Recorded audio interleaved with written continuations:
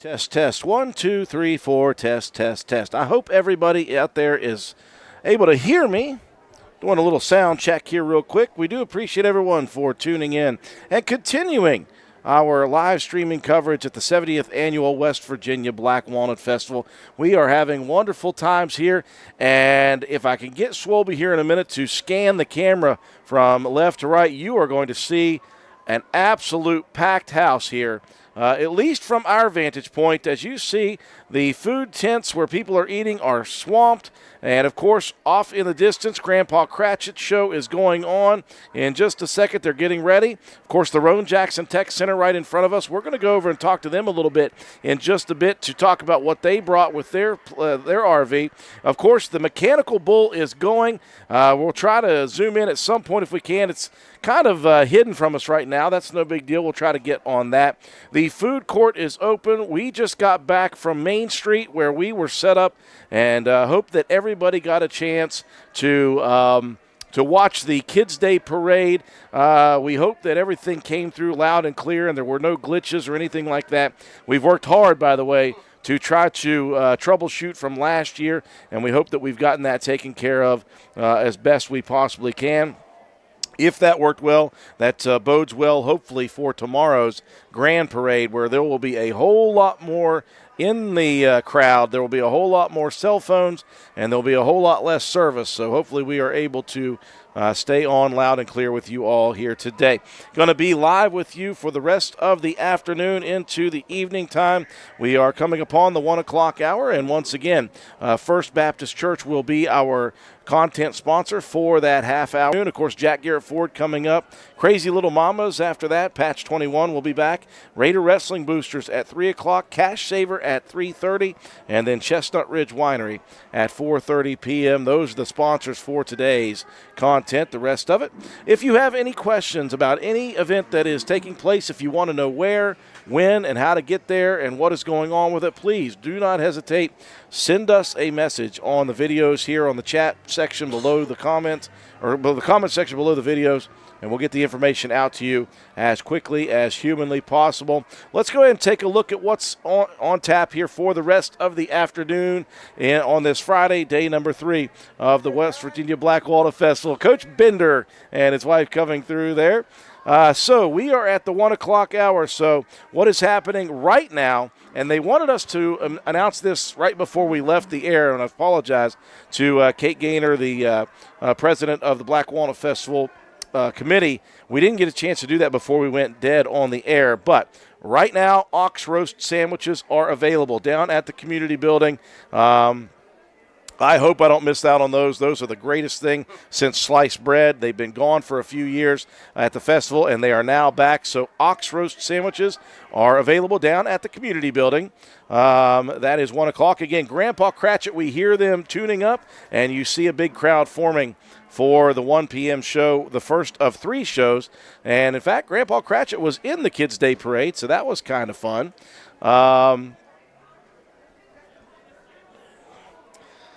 Also, we've got 1 p.m. The carnival is now open. The carnival is now open for the afternoon session. They'll be open from 1 p.m. to 5 p.m., and then they'll close for an hour and come back in the evening session from 6 p.m. to 10 p.m. And, again, ticket prices for today are $20 for a wristband and 20 tickets for $25 or 1 ticket for $1.50. So you can get individual tickets, a bank of tickets, or you can get a wristband for $20. Now, again, they are offering a deal here. If you go to the afternoon session, go back for the evening session, show that wristband, and you will get a ticket or a wristband for half price, just $10 for a ticket for the evening session. That will take place tomorrow as well. Everything open, of course, the showmanship and 4-H FFA showmanship contest going on. Of course, the petting zoo is taking place down at Heritage Park. The information booth is open. The Mason-Dixon boys are chainsawing down at the Armory. Mountain Monsters are here just beside us at the Courthouse Square. All sorts of other things. The Mechanical Bull, we can see off in the distance, knocking some kids off of it. The Train Depot Museum is open for tours, as is the One Room School. The flea market is open. The craft show is open. The David Davis One Room School School Pictures is open. The art and photography show and ag and 4-H FFA exhibits are available to view at the old Spencer Middle School as well. Everything happening right now in day 3 of the 70th annual West Virginia Black Walnut Festival. What is to come this evening? Well, we've got live music coming up on the main stage here today. Let's take a look at the live music acts for this afternoon as soon as I can get it pulled up here. Give me just 1 second. Hunter Girl will take the stage, a rising country music band at 7 p.m. And then on the main stage at 8:30 to wrap it up here tonight, John Morgan. We did have another act that was supposed to be here but could not make it at the 4:30 set, so we just have 2 today, and then we have 3 more tomorrow afternoon, leading off with Rewind the Walkman at 2 p.m. At 4:30, local musician Ryan Erickson and his band.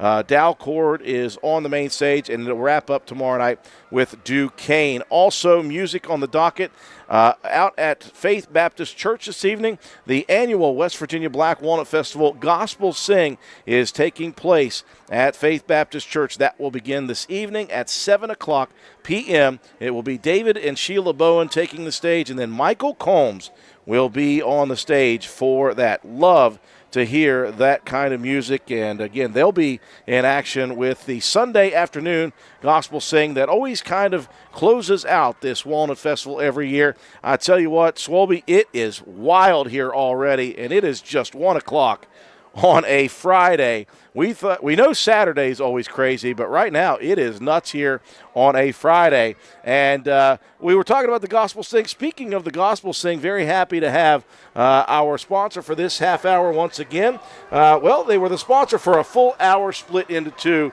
and I'm very happy that Pastor Mark Wood with First Baptist Church has come back with us. You picked the time perfect to take a half hour, take a breather, go get some food. Shed a layer of clothing. Yeah, absolutely. We went from winter to actually fall. Yeah, Pastor Mark, we were back here, and we've been, holed up in this little booth with no sun directly on us, and so we've been kind of chilly all morning. The second we went out there, it was like, we got to get all these clothes off. It was a good Kids' Day parade. Absolutely. Yes, I had a chance to watch that, and I love the children of our community to see them out and having a good time. And that's what this festival, and to try to keep them grateful and to try to keep them humble about things that could be taken away at any point. We want to make sure that they don't lose sight of the fact that this didn't happen for a while. Yeah. And it's very fun when it does. Yeah.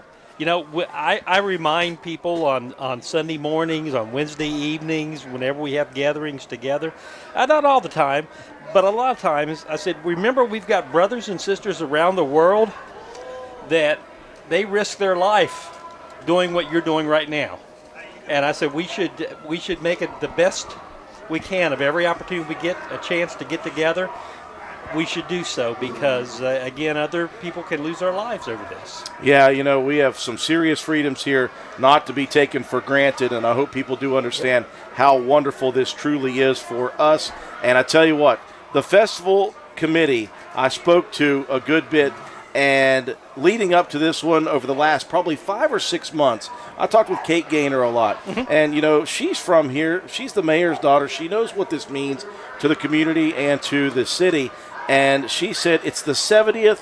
It's finally full-fledged. We want to go big, and I think they've done that. They absolutely have, and just big hats off to her and her crew for what they've done so far this year. And we're just like at the halfway mark, really.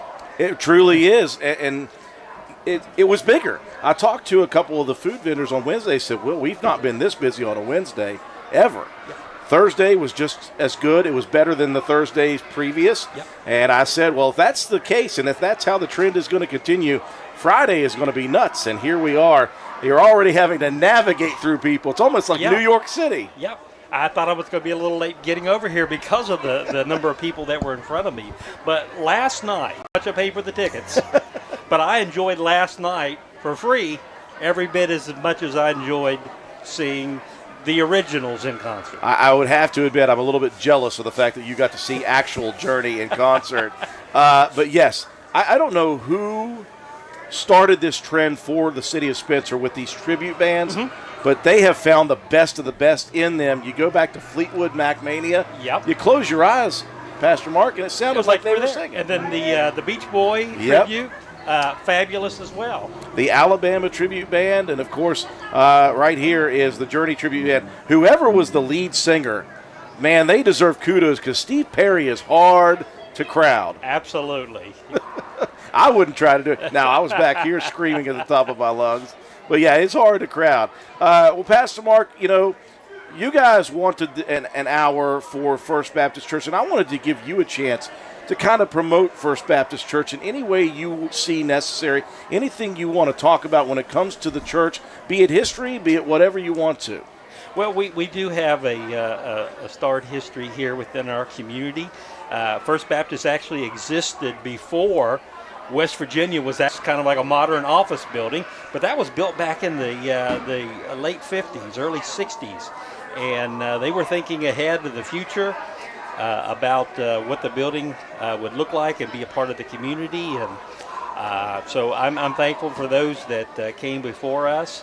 But we just want people to know that we love them and that the Lord loves them. And we know that there are people who have never given church a chance, and there have been some who have, and they maybe written it off and said, that's not for me. But I would just encourage people, if you find yourself in that situation, try something new. Whether it's with us or another church here within the community, just give it another chance. There's no better time, I think, than right now for people to begin to get their spiritual radar antenna up, and with all the changes that's going on in the world right now, you need some hope, you need some encouragement, you need some guidance, and we're able to help in those areas. Perhaps now more than ever, this situation is needed. I have to talk to, I talk to, friends of mine will come up to me, and they know my situation, and my faith, and they'll ask me, like, well, what about your church? And I was like, listen, my church may not be for you. It may be for you. If you have any inkling whatsoever, any calling in your heart at all, then there's a reason that's happening to you. And so I invite people to search out a church. And then if the first one doesn't work for you, if it's not if you keep looking, there's going to be someone for you. That church for you is going to be available. Yeah. People say they're looking for the perfect church, and I say if you find the perfect church, then you're going to have to leave. Yeah. So.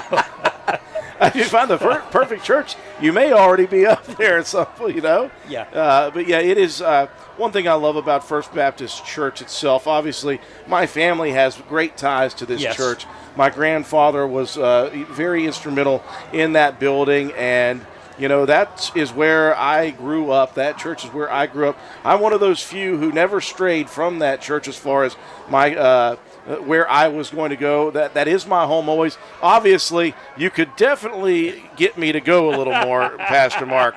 That is something that could definitely happen. But again, that building itself, you're right, it was ahead of its time. You see some of these photos and maybe even some paintings of downtown Spencer. That building is an iconic picture in Spencer.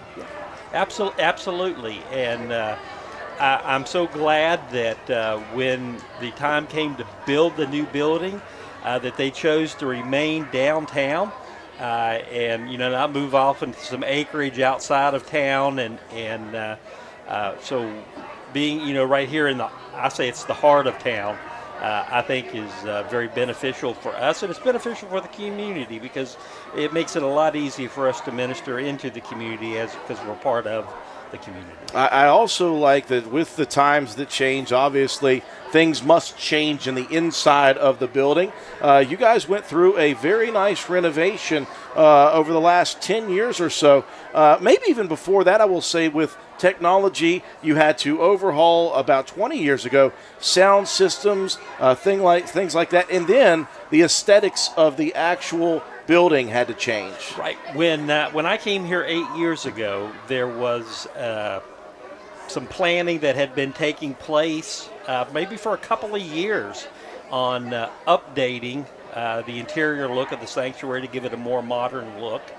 And at that time I had a background in church construction when I came, and they saw that as being a plus for me coming in to maybe get the things jump started.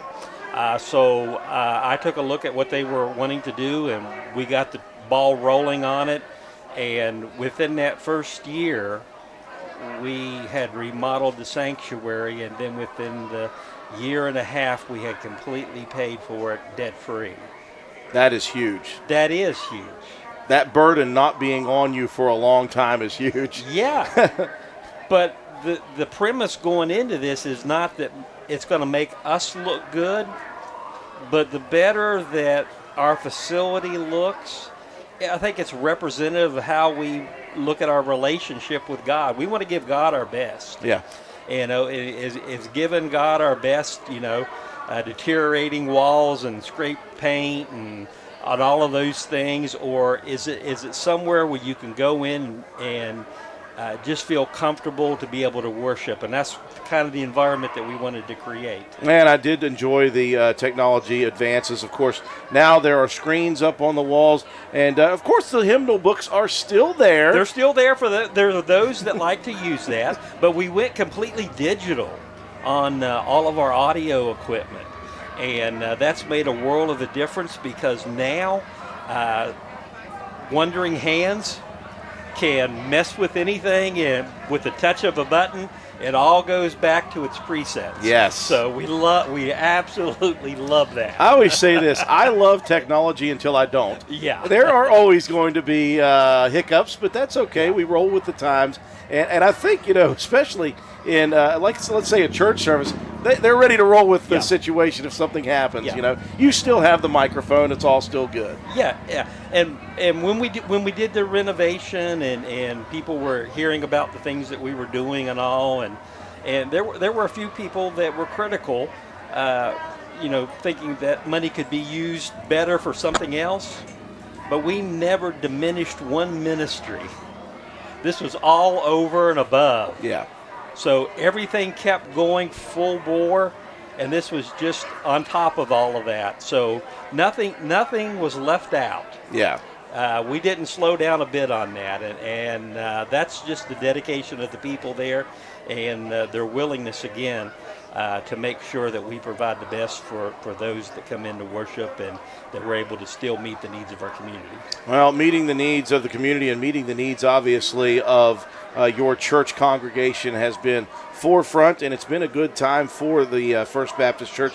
I want to switch gears for you now. Yes. You're involved in more than just being the pastor of First Baptist Church. There is a group of pastors or a group of ministers or whatever it may be that is they have been active for many years, I believe, here in the Spencer area, and that's the Roan Ministerial Association.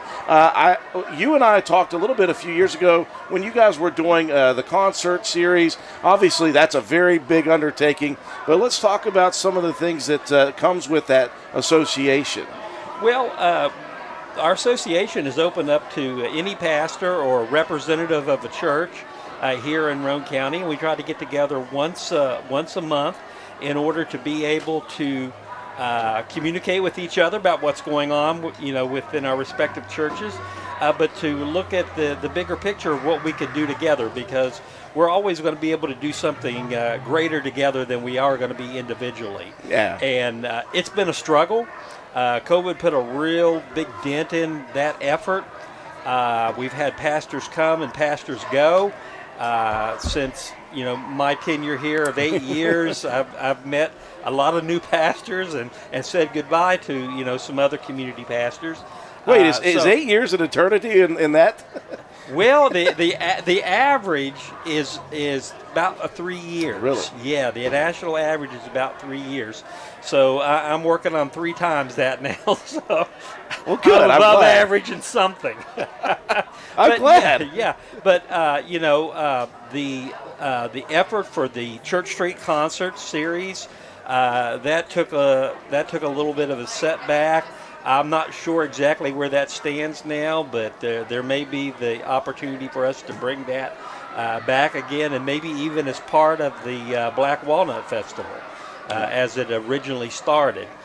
So those are some of the things that that we're working on. Yeah. But again, if you're a pastor and you're hearing this, or you're in a church and your pastor's not able to be a part of the ministerial association, just reach out to me. I'm glad to extend an invitation and give you the information on our dates and times that we meet, and we'd love to get with you and see what we can do together.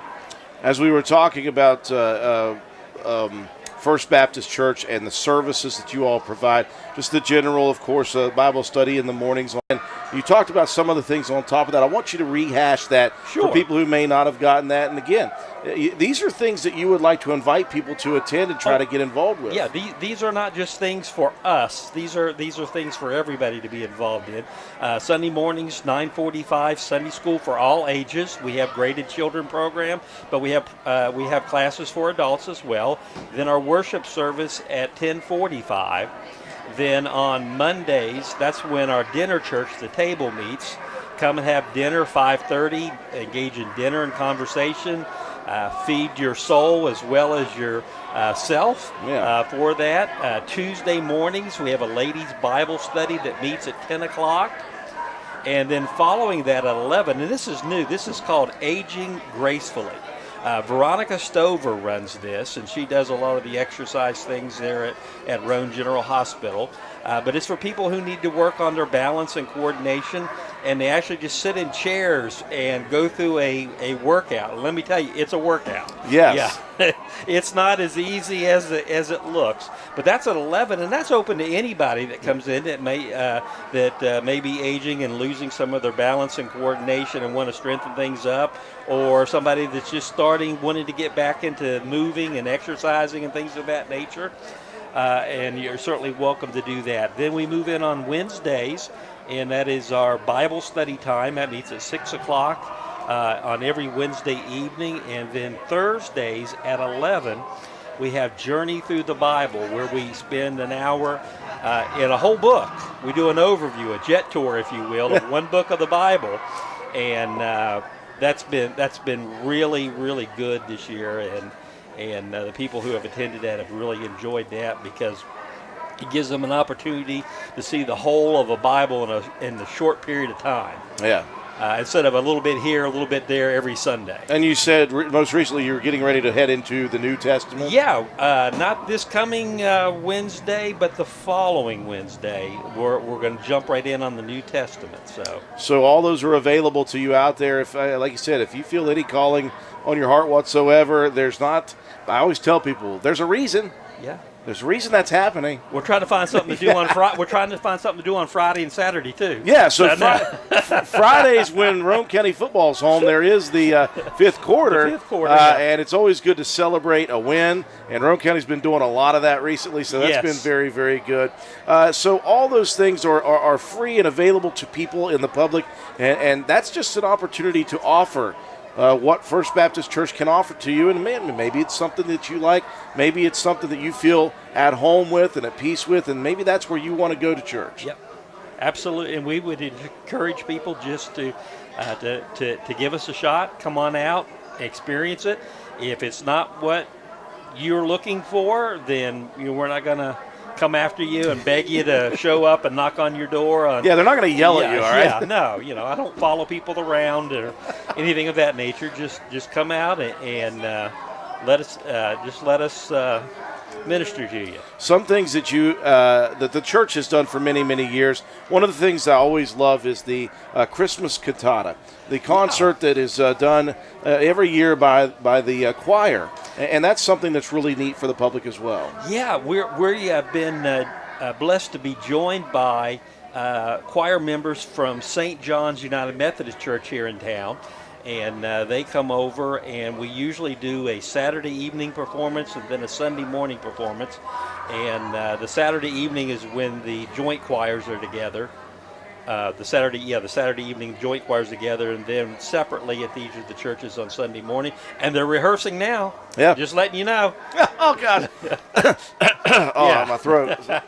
I tell you what, though, I can't. You caught me red-handed. I was screaming last night at the Journey Tribute Band concert. I got no excuses whatsoever. It might not sound pretty, but I'll certainly belt it out no matter what. There are some certain specialty things that you guys do throughout the year. Are there any things that you'd like to highlight for First Baptist Church throughout the year, other than, of course, that's the first thing that comes to mind because that Christmas cantata concert is so wonderful. But are there any other things that you guys can think of? Well, we usually do that at Easter as well. There's the Easter cantata that we're able to do every month. Every month, the first Saturday of every month, we do a men's fellowship breakfast. That's at 8 o'clock, and that's open to all men of all ages. And we get together and we have a full-out breakfast. And I speak for about 10, 15 minutes, and we just get together and encourage one another. And it's a good way to start your weekend off. So, again, that's open to anybody that'd like to come and be a part of that. We are also active in our sponsorship of the Helping Hand Food Pantry here in the community, and we do that through monetary donations as well as items that we collect for that. We feel that's an important part of our community that we need to be mindful of. And also we partner with Memorial United Methodist in their backpack program. The backpack program sends home non-perishable, easy-to-fix food for children that are in jeopardy of not having food over the weekend. So every weekend, 275 kids here in Roane County go home with a bag of food for the weekend. The Helping Hand and that ministry both. You wish that it didn't. You wish that it were not necessary. Yeah. But the fact that it is necessary, although it is sad, there is a need, and the need needs to be met. And of course, the churches are so good to help with that. But we're not doing it on our own, and we couldn't do it on our own. It's taken a collective effort, and that's why I said we can do more greater things together than we could ever do apart.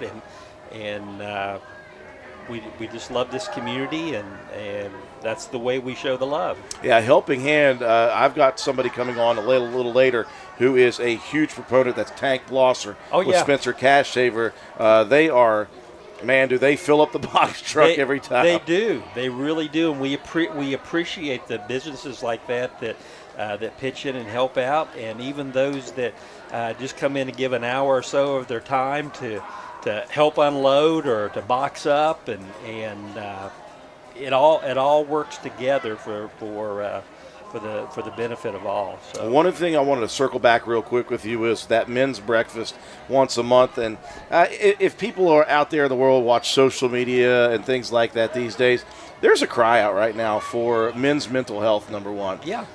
It's something that has been consistently put on the back burner. Men, manly. You're supposed to be taught, men don't cry, men don't show emotion, this and that. Well, when that happens, men stuff things down, and they don't have anywhere to look, or they feel like they don't have anywhere to look. And one place they can look is through things like that. Right. And anytime anybody comes in for any of our ministries or events that we do, it's our effort not to be judgmental in any way, but just to be welcoming, because we may not be in the situation that they are right now, but we certainly probably have been at some point in our life's journey. And I think that God brings us people in those different situations so that we can be an example of how you get through those kind of things, because we've been there. So, again, there's a lot of pressure on men today, as you said, to be the manly man and to, man up, Yeah, as it's all the cliches. And when you're struggling to find adequate work and provide for your family and all of those things, the pressure is enormous. So, come for an hour on a Saturday morning, first Saturday of the month. Just sit down with other men, have a conversation. We don't direct the conversation, and you'd be surprised who you could meet that may be the resource that you're looking for. guide you a little Yeah, bit. you never know what might come from it. Just go talk. Yeah. Number one, go talk. Well, you guys are going to be doing your regular service this coming Sunday morning. So obviously, with people here out and about for the Walnut Festival, we invite anybody who wants to come for the morning services to head over. It's very close. It's very close, and you can get to the food booths before the other churches do. That is going to be my final question for you, by the way. Everybody I bring on, I have to ask. Well, I don't ask people who are like not from here or haven't been to the festival much. They can't get a gauge of it. You're 8 years deep now. Yeah. So now I get to ask you, even though we did miss a couple festivals, what is your favorite festival food item or meal? Well, I always have to have a funnel cake. Okay, that's a given. But last night, can I say the name of the place? You're allowed to say it. We've been blasting them out all week. Getting jiggy with it. Yeah. Or piggy with Getting it. piggy with it. Getting piggy with it. That was an enormous amount of food that they loaded me down with. And it was delicious. I will make sure to pass the word on to Yeah. Jason Miles Bennett, who is the owner of that. And he is with me. He, every year now, is doing 4 separate half-hour spots first thing in the morning because he wants to talk about what's going on with the festival. He's so benevolent. Just for instance, this morning, he showed up late. He missed his time slot. Mm-hmm. He came over anyway. He saw that Patch 21 was talking. We were talking about the levy that is that's on the ballot. It's a rollover. Levy. It's Very a rollover important. for them, and it will probably pass. But he came over. Number one, he brought me some breakfast casserole with brisket in it. That was fantastic. But he just reached into his pocket, pulled out money, and handed it to Patch and said, "This is a donation from Getting Piggy with it 304 because of what you all do with Patch 21 and all the things that you guys provide." So it's good that you like his food too, because I want him back. Yeah. Well, I looked at everything else and I'm like, I had that, I've had this, and I was like, let me try this. It's a good name, too. It's a good name. And it's a great logo. It's a pig riding a smoker. Yeah. Well, Pastor Mark, I appreciate the time that you get to spend with us. Thank as you always. very much. Continue to do what you do for the church and the community. We absolutely love that you're a member of this community. Thank you. I love to be a part of this community and looking forward to many years. 100%. First Baptist Church, Pastor Mark Wood, folks. We are going to continue to roll right along. We are busy, busy, busy throughout the day, and it looks like the city of Spencer is busy, busy, busy on this Friday of the 70th Annual West Virginia Black Walnut Festival. People walking around everywhere. We're going to flip the camera over to the Mechanical Bull for a second. I don't think I'm going to try it this year. I thought I might, but I think I'm going to back off. I got 2 bad hips. I don't want to see anything happen to myself.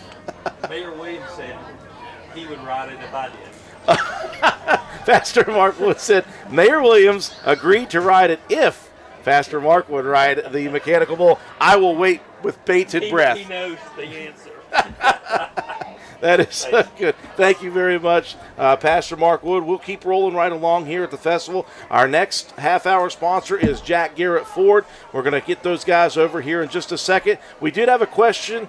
Do you have the Ferris wheel? I went over, yes, they do have a Ferris wheel this year at the carnival. So, yes, if you're looking for the Ferris wheel, it's over at the carnival this year. I think Chiquetti went big this year. They brought a lot of rides that they did not bring last year. So it's a full carnival this year. We invite you to go down and enjoy the carnival. They're open from 1 to 5 in the afternoon session, $20 for a wristband, 20 tickets for $25 or 1 ticket for $1.50. That will be the same price in the evening session for today. New pricing tomorrow. We'll talk about that a little bit later on. If you guys have any questions out there on our streams, make sure to send us a comment in the comment section below. We've got all the information you need about what is happening, where it's happening, and when it's happening here at the 70th Annual West Virginia Black Walnut Festival. Stay tuned, folks. We'll have Jack Garrett Ford here in just a second.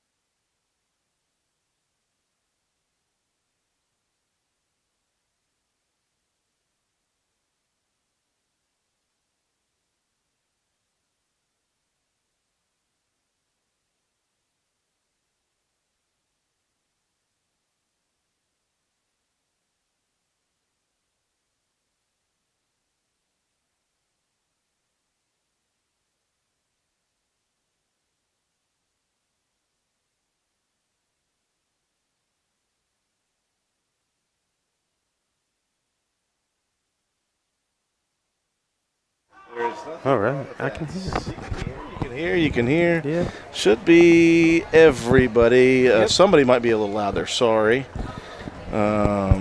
Is everybody good in their ears? Not too loud? I can hear you. I'm good. Okay, good. Whew. All right. I gave away a shirt to that lady. That's nice, yeah. She's been asking for 3 days. Are we on the radio right now? Yes, we're not on the radio yet. Oh, We're on our streams though. On the World Wide Web? Yes, we're on the WWDW, but we're going to be on the radio here in, let's say, about 7 or 8 minutes. We're going to go live, though, right now. And those of you tuning in, you're looking at a bunch of dudes here, and these dudes represent something cool. Jack Garrett Ford, longtime staple in Spencer, West Virginia. I'm going to ask Quentin exactly how long they've been in business, but I'm going to talk while, if he can't remember, he can think about it for just a little bit. Oh, I can remember. Jack Garrett Ford is our sponsor for this half hour of content on both the radio station and on our streams. Again, folks, don't forget, if you have any questions about any event that is happening, if you need to know how much it costs, where it is, what time it is, what days it is, go ahead and send us a comment on the comment section below the video, and we will get the information to you as quickly as possible. Very excited to have Jack Garrett Ford here. Number one, I'm going to brag on you guys because you guys, as I've said before, are one of the biggest sponsors of all community events that take place not only in Spencer but in Roane County. You guys are consummate givers to this community in many different ways, be it financially, be it with time and effort, or you guys are creating things for this community. Jack Garrett Ford is involved with the Spencer and the Roane County community. Quentin Keaton with us, as well as Nathan Kendall and Ben Deeroff to my left, your right. I tell you what, guys, this is probably the biggest one. I knew it was going to be a big one. I knew this was going to be a big festival. But I don't think I was prepared. After yesterday, I said, I bet you Friday's nuts. Here it is. Yeah, it is. It's crazy. Yesterday I was like I was like, oh, man, there's not very many people out. But today it's elbow to elbow. It's very crowded. Mm-hmm. Well, you guys obviously are heavily involved in this festival and many other things that go on here. I gave you the time. You could have pulled it right off the top of your head. How long? Yeah, 66 years. So it's actually October 58 was when Jack Garrett, Denby and Garrett went into business, and it was in October. So we always celebrate our anniversary at the same month as the Black Walnut Festival. So you got specific to the actual month, guys. Yeah, so October of 58 now, so we're celebrating 66 years. Hey, you're blocking the camera, Goodson. Of course, Goodson would come in here and create havoc. Here is one of Jack Garrett Ford's greatest customers. Yeah, he gets a golden star. Dan D'Agostino and Ben Goodson there, 2 peas in a pod. I got a good picture of them earlier at the parade. Let's see. There was Mustangs. There were Broncos. Pretty much anytime we get something cool in, we're like, did anybody call Dan yet? He's already here. He's already made it. I didn't know Ben hadn't told his wife what he was buying as far as that's concerned. That's what you get for interrupting our lives. Does he ever tell his wife what he's buying? I don't think he does. I don't think so. I think he keeps her in the dark about that. That's why he has to sell it back so quickly. He's giving Ben a look. Bad look, yeah. Ben's going to be arrested before the weekend's out. He's yeah, oh yeah. Yes, I do. No, I don't. Never mind. Ben has never bought anything illicit from Jack Garrett Ford that his wife didn't know about. No, there. she knew about everything. I fixed that problem real quick. I tell you what, guys, it's a lot of fun around here today. So yeah, Jack Garrett Ford, 66 years in October. So this is your celebration of 66 years in business. Yeah, last year was a big one, 65 years. This year, just another mark, and we hope to make it 67. We appreciate all the customers. Definitely from the community, outside the community too. You know, the internet has made that such a broad market compared to what it used to be. So we sell a lot outside of the area, but we still love to give back to the community and show our gratitude to everyone that helps us out to be able to continue business and to be able to support all these great groups. And you know, we all live here, so this is our life too. This is our community. This is what we enjoy doing. Our kids are growing up here. So we love being able to be involved in the community and give back to the community. Yeah, you all being here in this community, that's another thing that I wanted to talk about individually with all of you. You've all had your own navigation to get to where you are here. I've known Nathan since he was a high schooler who was working Jack Garrett Ford, trying to help out, doing whatever he could. Now here he is, many years later. I wouldn't say how many years later, but he's been here for a while. Quentin, you spent some time in the Charleston area, obviously, in sales. And Ben Deeroff, you have done a lot of things already, and you're doing more things on the side. You're you two are peas in a pod when you have something that you have to do, like a full-time job, and you're like, I got no time. Let's do something else as well. You guys have opened up another side business. Well, I should say you and Buffy have opened up a very cool business I want to talk about. Sure. And you have a side gig as well that we were talking about earlier. Yeah, Buffy takes all the credit for the Busy Bee. She's put all the effort into that. She's got a lot of stuff that's very community based. Last year for the Walnut Festival, we had a lot of community art projects, kids markets, things like that. So she's done a really good job with that, bringing that to the community. So. I dabble in several other side businesses, so they keep me pretty busy. I just feel like I've always got something to do. So, I guess I just kind of got that mindset where we got to keep going. What is he, ADHD or something like that? I think we all are a little bit. Well, he's quite humble. If you ever haven't seen what he does on the side, the Shoe Chef, look it up. It's really impressive. Yeah, it's really fun. Just a side hobby of mine. Grew up, kind of with an infatuation for sneakers and shoes, and actually my first introduction to that was I shined shoes when I was a kid. I'd walk around and shine shoes for people and everything, so it just kind of developed from there. But today I do sneaker customization, I do sneaker restorations, cleanings, details, stuff like that. But we can talk about our big thing we're going to do later. Absolutely. Sure. We're going to talk about that because he just offered something really neat. We'll talk about that towards the end of this. Sure. Yeah, you guys got time for that. Quentin, obviously did you ever picture yourself in sales, in automotive sales? Is that something that was organic? That's something that just happenstance for you? I think it's something just where I get out and talk to people. I remember all the way from the time I started getting report cards in like 5th or 6th grade, remembering my report cards. My comments from the teacher was always excessive talking. So I was always You talking. took that as a good thing, right? Well, I didn't really understand that at the time. I'm like, well, I do talk to a lot of people, but so the excessive talk. I do enjoy talking to people. I get out. I like getting out and meeting new people. I think that's really the part of the sales part that I would never consider myself just a true salesman. I don't feel like I sell stuff. I just get out. I talk to people. They're usually there to have a need filled, and I do my best to try to fill that need and get them what they need without making them have a horrible experience or feeling like they got ripped off, which a lot of car dealerships are notorious for. So we are happy to be able to offer good, wholesome hometown service at affordable price, and well, speaking of hometown service, what brought you back to Spencer? Because we were talking this morning with Josh and Amy Downey, and we brought some people in to talk about the school levy. I don't know your feelings about that. It doesn't matter. But we were talking about bringing people back to our community and helping them and letting them thrive in this community. And one of the reasons the people would do that and would bring their kids here is a bustling school system, bustling after-school opportunities, things like that. And if there's something that is missing, you seem to have created it on your own. But what brought you back to Roane County? So I worked at Burt Wolf Ford Porsche Audi. I was in Toyota, but I didn't have anything to do with the Toyota part of it. I was a general sales manager there.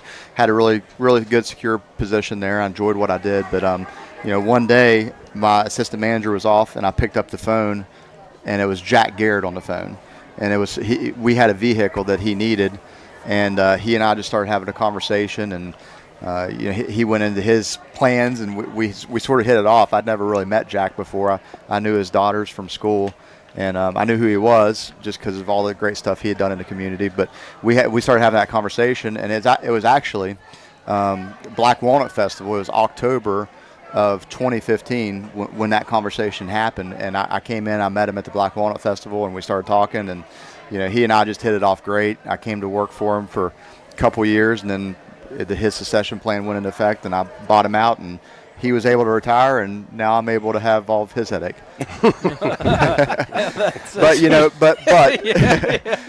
No, I enjoy it, but That was stuck up on me right there. He's good at that. No, but so I would have never considered it had it been in any other community other than Spencer. Because, like I said, I had a really good job. I'd been there for 12 years. I'd been there since Ben and I went to Marshall together.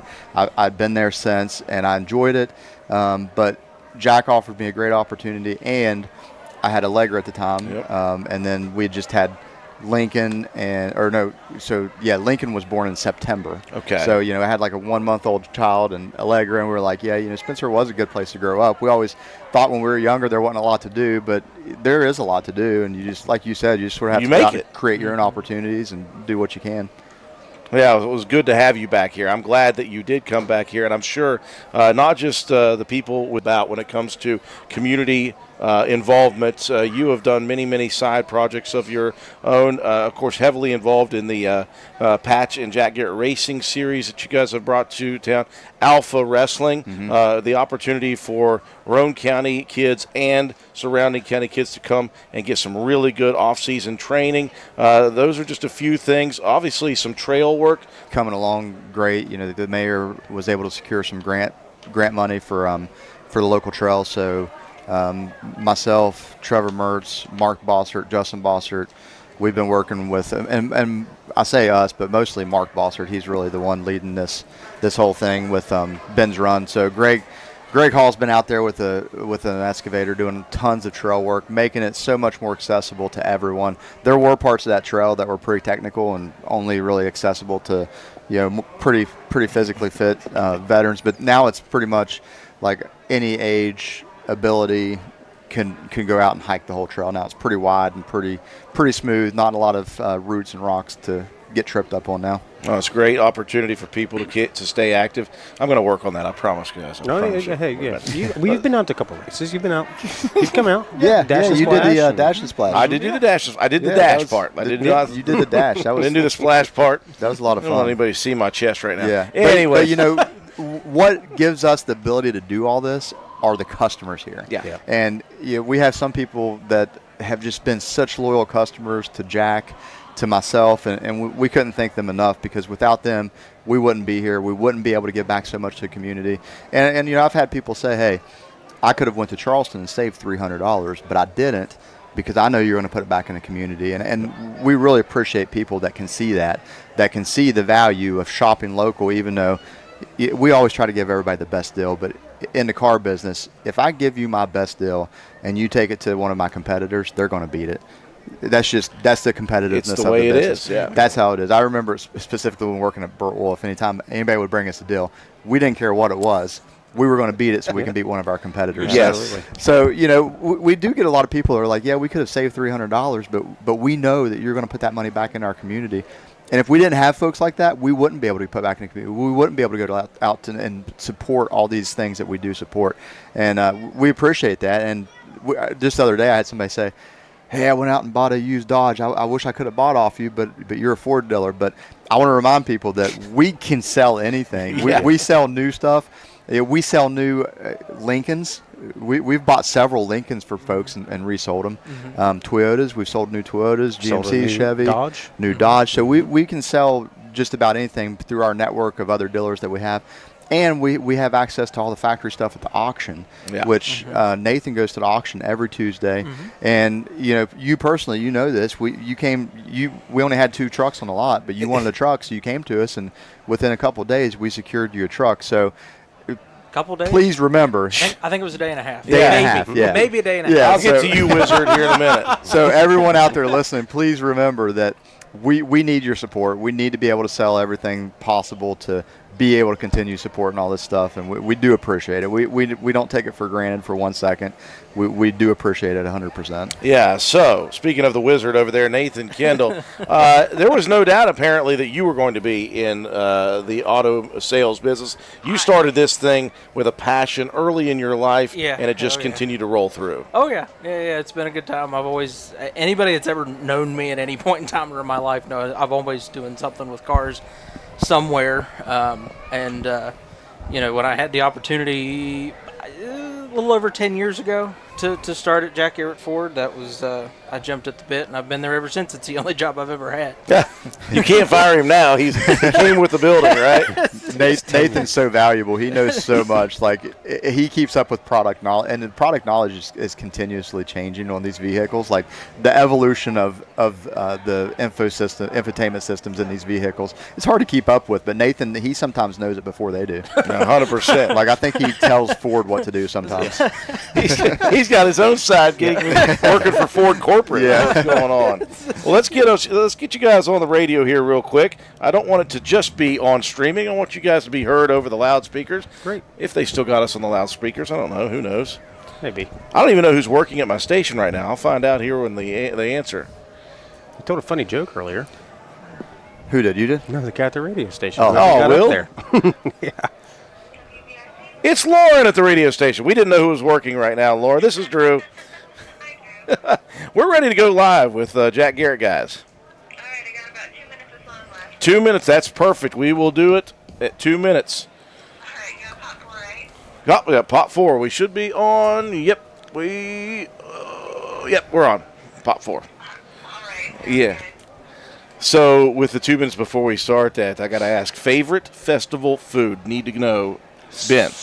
Straight up go. Well, I'll tell you what. I've always been a favorite, or I've always loved the funnel cake stand. It's always been a tradition: funnel cake and a vanilla Coke or chocolate Coke. But recently, my favorite thing has been the crawfish macaroni and cheese from the Cajun place. Their second year in business here, Yeah. and they are serving it up nicely. Quentin, a health-conscious man like yourself. Yeah, pumpkin ice cream. All the health stuff goes out the window during this time of year. Pumpkin ice cream is a must for me. We had the pancakes this morning. I always love getting the pancakes. That's always a big hit. And then tomorrow the ox roast. So those three are my top three. But pumpkin ice cream it hits hard. I'm thinking about it right now. This guy's trained for a triathlon, by the way. Nathan? Yeah, that's right. I like the Italian sausage. That's my favorite. DeRusso's never, you can't go wrong. Absolutely. And funnel cake's a quick easy second place. I can't pick one yet. I've had so many good things this year. I would traditionally say the Chinese food. That went away for a while, so I had to pick a new favorite. I don't know what I've got for my favorites right now. But if I try the crawfish mac and cheese, it might be that. I will add a telling you, second it vote is- for the crawfish mac and cheese. It's I've yet to fantastic. have that. It's Very really highly good. recommended. Yeah, it's I've not had the crawfish yet. Please try.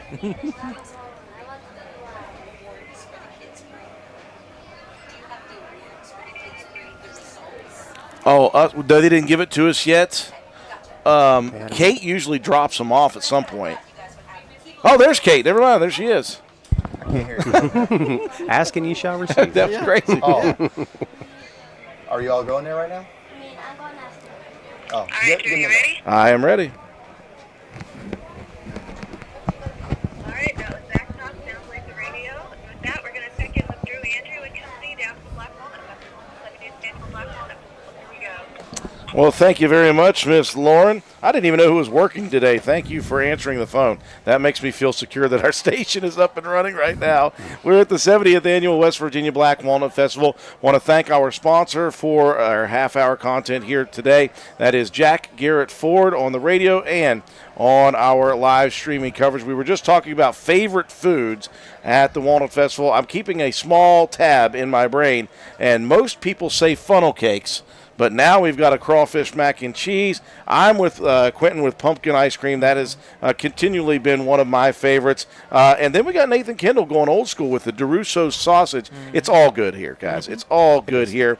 We were talking also about your all's commitment to the community, and you all can only make that commitment to the community because the community serves with you, and they continue to have customer base with you, and you guys are giving completely. You always give. You look right in front of us. There's the big sign with all the sponsors. Guess whose name is on that? That would be Jack Garrett Ford. That is something, Quentin, that we mentioned last year when I spoke with you. You said that is something that was very important to Jack Garrett, and so it just filtered into you guys. Yeah, I think it's a very important part of our business. The community entrusts us so much with these big high dollar purchases, especially now with the price of vehicles. They're so high. They're spending a lot of money with us.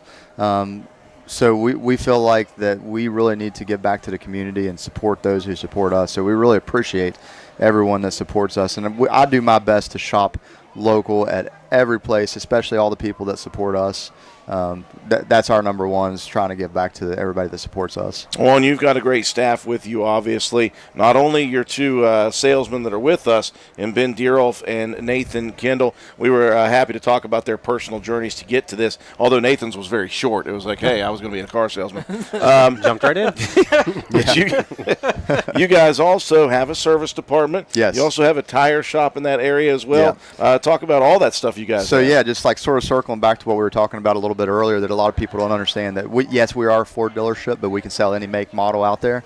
We do it all the time. We can get you new or used just about anything. Same thing with our service department. Yeah, we do work on Ford vehicles, but we also work on Chevys, GM, Ram, Dodge, you name it. Bring it in, Mercedes, Highlines, imports, domestic. We work on everything. We get and if we don't have the parts in stock from Ford, we work with our local distributors here, Willard Starchers, again supporting another local business, Advanced Auto Parts. So we support our local people too, just to do all the work for the local customers. So yeah, we can work on anything, we can sell anything. And tires, we're Mastercraft Firestone, but we sell Continentals, Goodyears, you name it, we're selling it. And our tire store does a phenomenal job. I'm going to yell at Nitto for stopping the Nitto grapplers, or Terra grapplers, whatever they were. I enjoyed those, I'm just saying. I'm just saying, I enjoyed that on my truck. My current truck has a set of really nice, though, Mastercrafts on them that I'm taking with me, by the way. Okay. Hey, you know, the big thing that they're stopping right now is the white walls, like the white letters on tires. Us, yeah, we don't care, but a lot of the old-timers, that's all, like, they're mad. Like, hey, I want my white walls. Where are they at? White letters on White an off-road letters. tire is a must. But we can't get them anymore. Like, I know. there's only like 2 or 3 makes that do them anymore. Just how many times is that a deal breaker for somebody? You'd be surprised how specific It's a people lot. can be. Oh, yeah. But like I said, we try to do everything we can to earn your business. So we're out there with whiting out those letters, whatever it takes. They sell them as whiteout tires, and then they just wear off.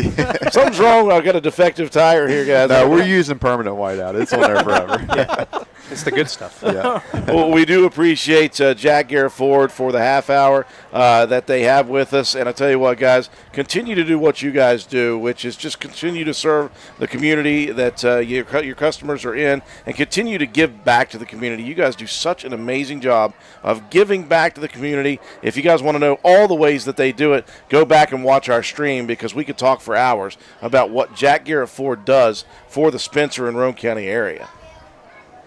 Yep, that's right. We love it, though. We He's love humble. doing it. He's humble.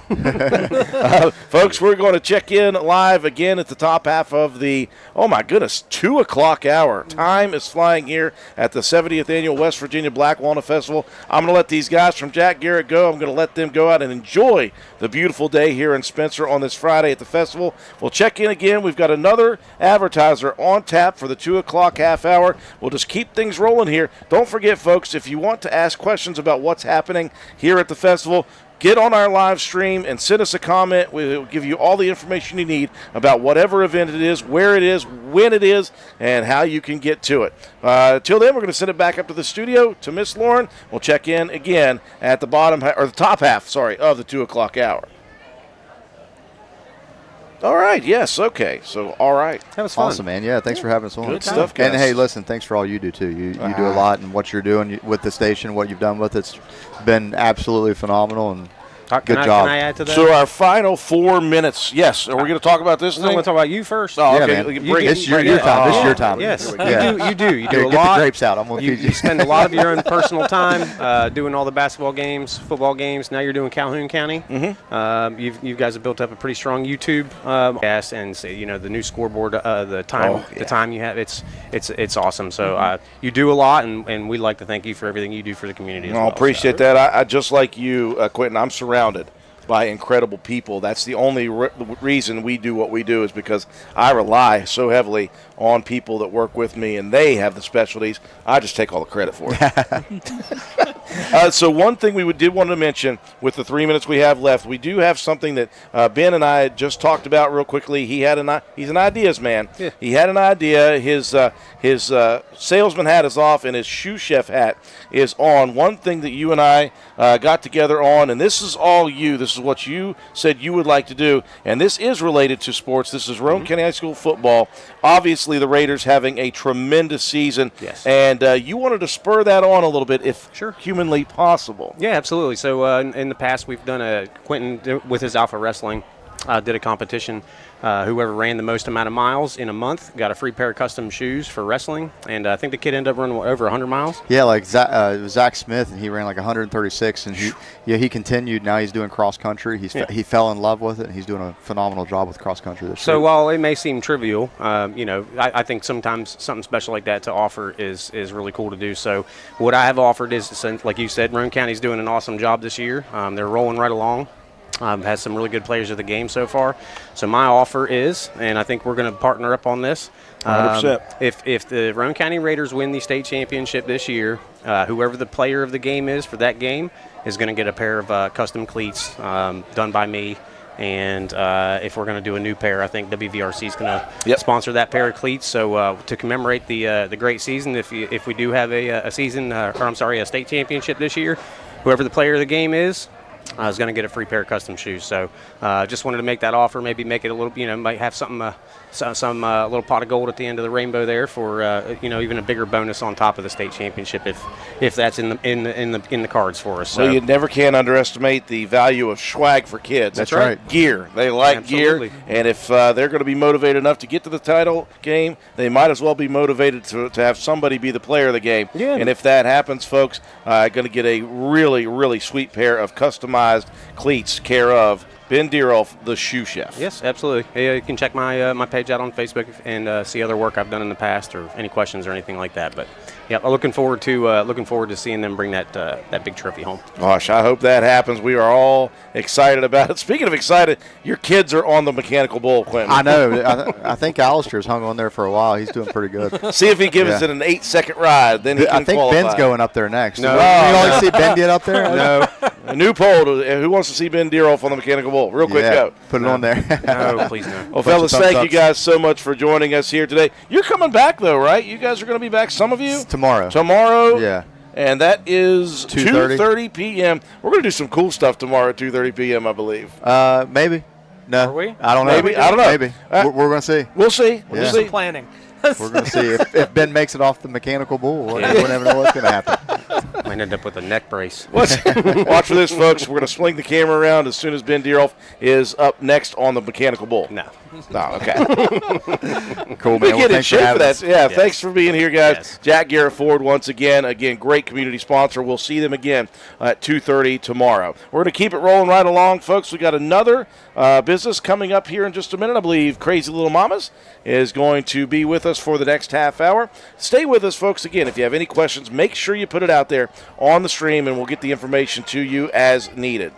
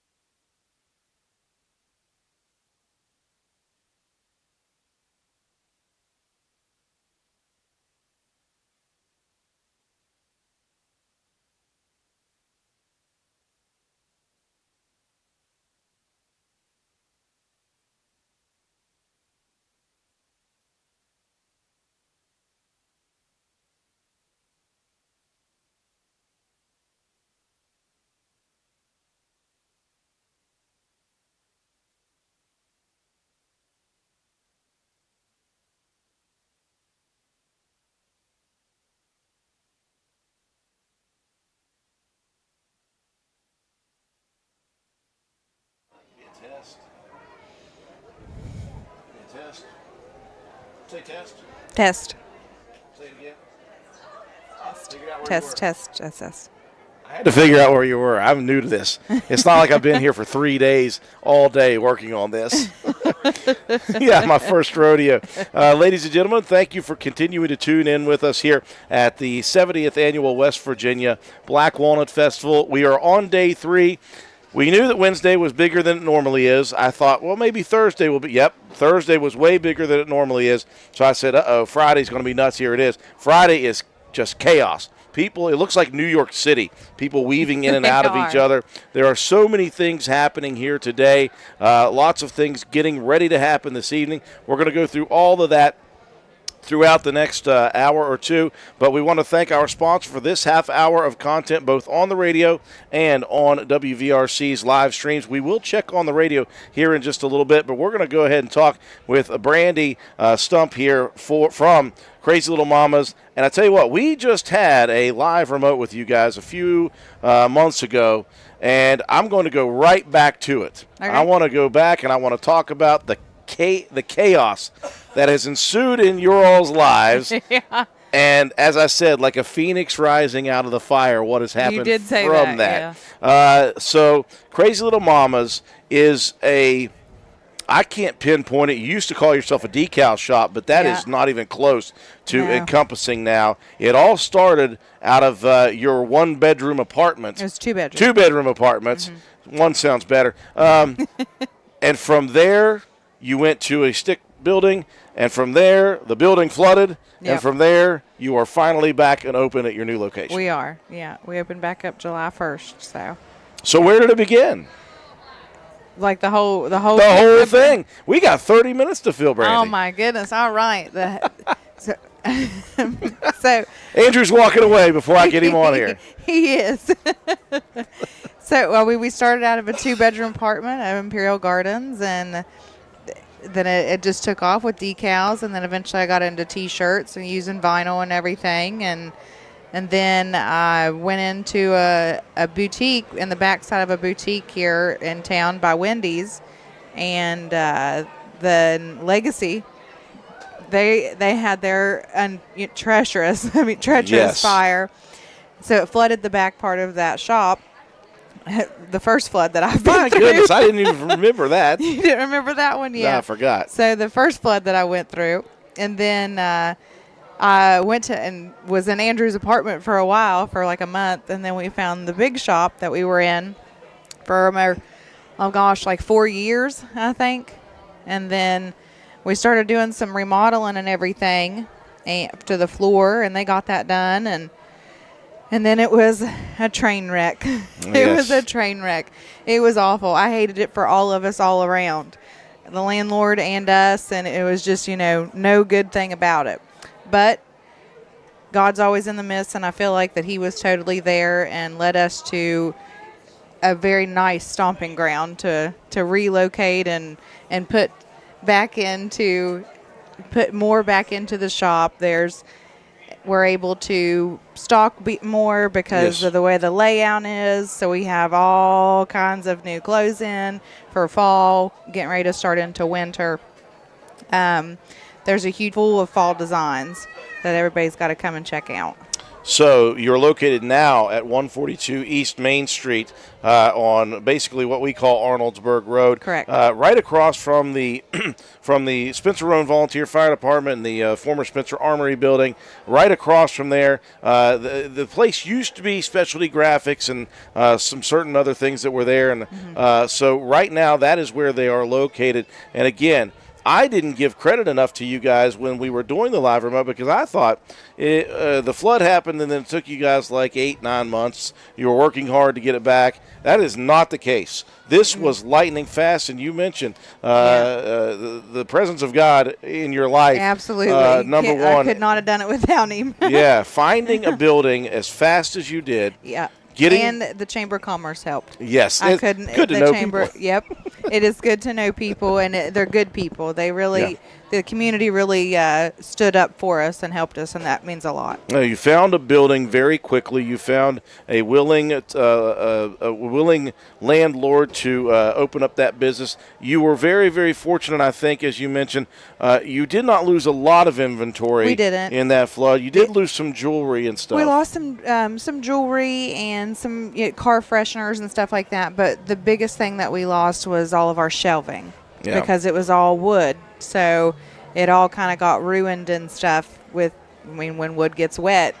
There's really no turning around to put it back into a store. That is. I mean, you can repurpose it and use it outside. So that's what we plan on doing, is making some outbuildings. But other than that, we had to just kind of start from scratch. We had to on that start one. from scratch. But you were able to do that. You were able to get your stuff out of the old building into the new building, get your inventory started to stock up, and you opened up relatively quickly for a business like that. I think from the time that they started the remodel on the floor until the time we was able to reopen at the new location, it was like we were down like 2 months. So we were still working behind the scenes every day to bust it out and get back open. So you mentioned to me during that live as well. You said, "I said, what would spur somebody who had two separate issues like that, two separate flooding issues, to continue? I mean, business is hard. Running a business is hard, It's and very hard. Taking the hits like that. What would spur somebody to just continue?" And you said, "I'm not a quitter." No, not until I say I am. I'm done, But I love it. I love the people. Everybody kind of turns into my crazy little family coming in. All of us women, even some men that come in and order T-shirts and stuff. Like, we're all relatable. So I really enjoy seeing new faces and people coming out and hanging out sometimes. Just have conversation. Well, you also have conversations with your phone when you do lives. Absolutely. Friday nights at 6 o'clock is what we're doing now. We used to do Wednesday nights and Friday nights, but after everything happened and the baby on the way, I was like, let's just tone this down to one night. Pull it back just the tiniest bit. And that's hard for somebody who's as motivated as you are. It is. To do that, to work your business. It's hard to pull back even though you know you need to. I had to. I had no option at that point. Tremendous business, and again, it is a motivated owner for that business. And Brandy Stump, I've constantly been very not jealous, but envious of your energy levels when it comes to that. Really, I feel like you got some pretty good energy on these games and stuff. It's half the time I don't consider it work. I talk for a living. Well, I mean, I kind of do too. It's my outlet to get my talking out. You're right. When I come home at night, I don't want to talk to anybody. I don't want to hear from anybody. I look at my dogs and I'm like, no, shut up, dog. I'm kidding. Yeah. So I do though.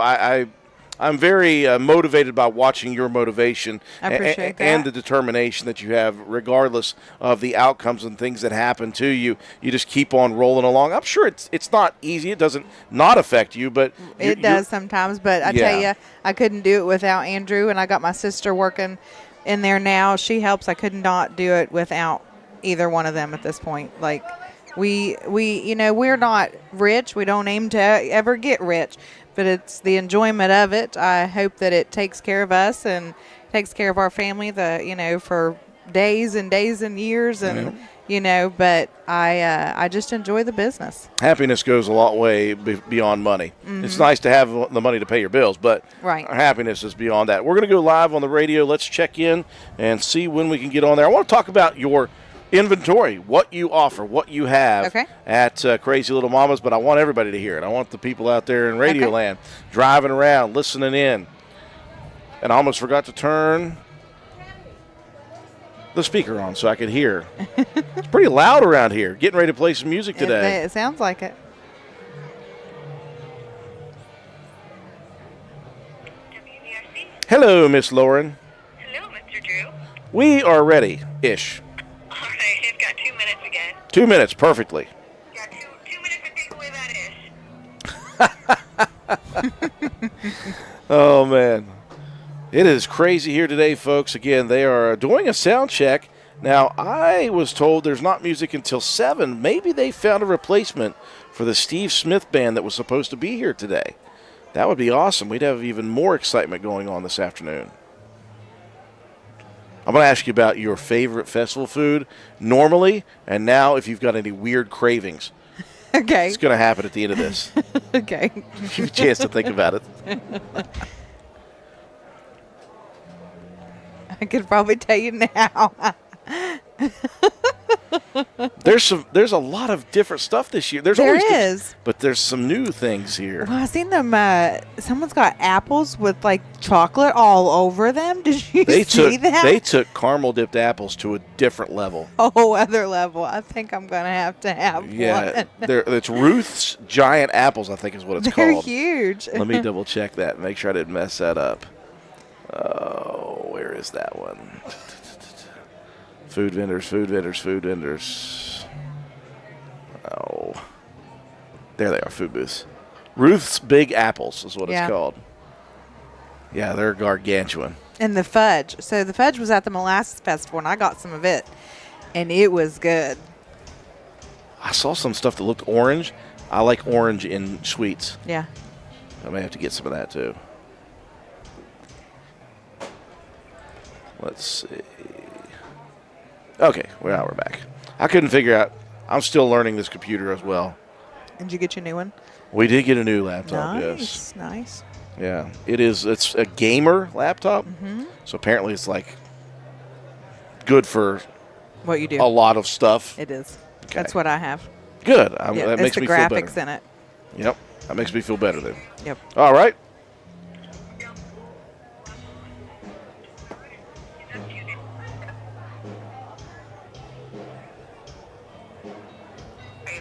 Yeah, sorry, you cut out on me. Are we live? You're live. Oh, hey, sorry, everybody.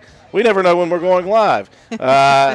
My phone cut out on me, so I couldn't hear her talk us in. Thank you, Miss Lauren, for staying patient with us. We're down at the 70th Annual West Virginia Black Walnut Festival. I love the big round number of 70, and as do the organizers of this event. Over the last 6 or 7 months, I've been speaking with some of them. They said, because it's the 70th, we want to go big, we want to go bold. Check. The marks has been checked. So many great things here. There are things that were gone a few years ago that are back. There are new things that they have brought to this 70th Annual Walnut Festival. Here's one thing you cannot plan for.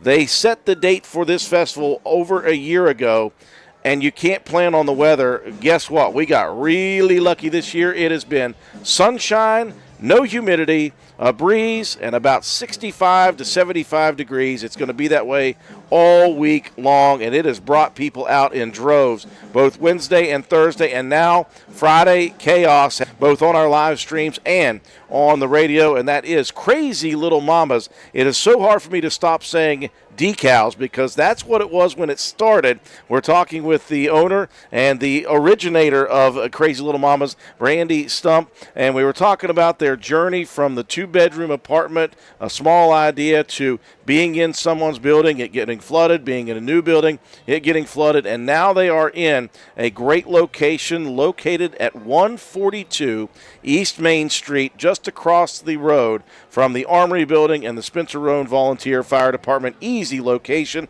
lots of good parking in front and in the back. And Brandy, I'm not going to go through the sob story again on the radio of how hard it's been to get to this moment. Right. Now we're going to talk about what you guys do, because when you hear the title Crazy Little Mamas, you don't know what that truly means, but you are good at social media, and you are good at promoting what you guys do and what you guys have. We definitely try our hardest, that's for sure. So outside of it is being a boutique, like we have women's clothing in there. I have Judy Blues. I have nice shirts, from dress shirts to T-shirts, graphic tees. We have a graphic tee wall in the shop now. Small through extra large starts at $14. That's, and I can customize something for you.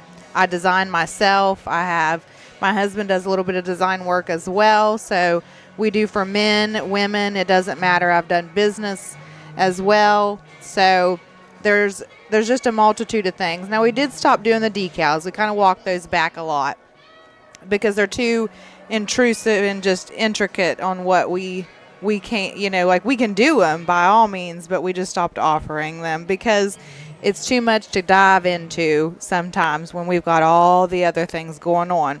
So we had to cut some cut some things back there. But we still make the T-shirts, and we still make tumblers and license plates.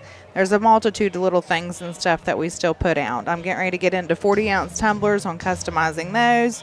So there is quite a bit still that we offer. What I wanted to ask you about the tumblers that you do offer already and the ones you're getting into, there's a process with which you work that not everybody does. And you said something about, I think, sublimation is what you call it. Sublimation, yeah. What is sublimation when it comes to this? It's just an ink that infuses into something. So some people order it on their T-shirts and stuff. They don't want the film on them. So you can use black on a lighter color shirt, and it infuses into it just like ink would on anything. Same with the tumblers and license plates. It just is inks, just infuses right into it. And now I've noticed that license plates are harder to keep, keep looking, bright and shiny. Those stupid bugs in West Virginia. Yeah, that, and after a while, the sun does fade them. Yes. So, just being honest, that's the way license plates are. Tumblers, though, I've had people put tumblers in dishwashers. I've put them in there multiple times, and it does not fade them. They do say not to do it, but I always have to test all my products. So So you can at least guarantee a few washes in there. That's right. Especially if good. it needs deep cleaned, Yeah. throw it in the dishwasher. So what you provide is a lot of different items. That's why Crazy Little Mamas, you got to be crazy to provide all this stuff, That's right? right. That's right. You got all kinds of stuff. And the clothing and stuff, it's one of a kind items that I really try to, I spend hours, sometimes weeks, picking out a new line for the season for everybody. So right now I've got some pretty hot flannels that are selling pretty good. So make sure you guys are coming in and checking out the flannels for the fall. Yeah, it is fall flannel season. It is. There's certain things I know about And it's sweater weather. style. I don't know much, but I know fall is flannel season and pumpkin spice everything. I know that much. Those are the only things I do know. Anyways, That's the way it goes. so let's talk about the hours of operation for you. And again, also you do lives, and those are important, and those are very well viewed. A lot of times people just like to watch people talk and sell things. So what are your hours over there, and then what are the live hours now that you got a bun in the oven? Okay, so Monday. I didn't mean to tell everybody, by the way, in case fine. they don't know. You're fine. I think they probably know there's a bun in the oven. So Monday through 6 o'clock. We open at 9 on Saturday. But typically we are open Monday through Friday 10 to 5, Saturday 10 to 2. And live sales are Friday nights at 6 o'clock. And I just walk around the store, show you guys all the new products, show you new things that are happening. I also just go through and sell. Like if you want something, you just tell me. And then I just send you an invoice at the end of the night. Super simple. I make it very easy for anybody to do. You don't have to pay the invoice over line. You can come right in the store and pay it when you pick up. That's no big deal. That is so cool. That's like it's like ordering your groceries online and then coming and picking them up. It's a live remote. Like we just do it like it ain't nothing. I've never done anything like that. I'm such an old school shopper, but I'd be willing to change. You never know. Yeah. I'd be willing to change a little bit. Okay, so now that I have Brandy here, and Brandy, as we just mentioned and gave out the secret to everybody who doesn't know already, Brandy is with child. She has got bun in said oven, and Bun is an oven. with that comes odd cravings. Yeah. So we wanted to ask her originally, what is your favorite Black Walnut Festival food, and has that changed this year because of a craving? No. So the other day when I first stopped in on Wednesday, I had to see if they had it. Well, they didn't have the bacon in yet. Oh. And it's the bloomin' taters with the cheese and the bacon. Those are the bomb. Those are my favorite every year. But last night at the Captured, the concert, I was able to get them. But today I'm kind of craving some ice cream. And I can't have it. So.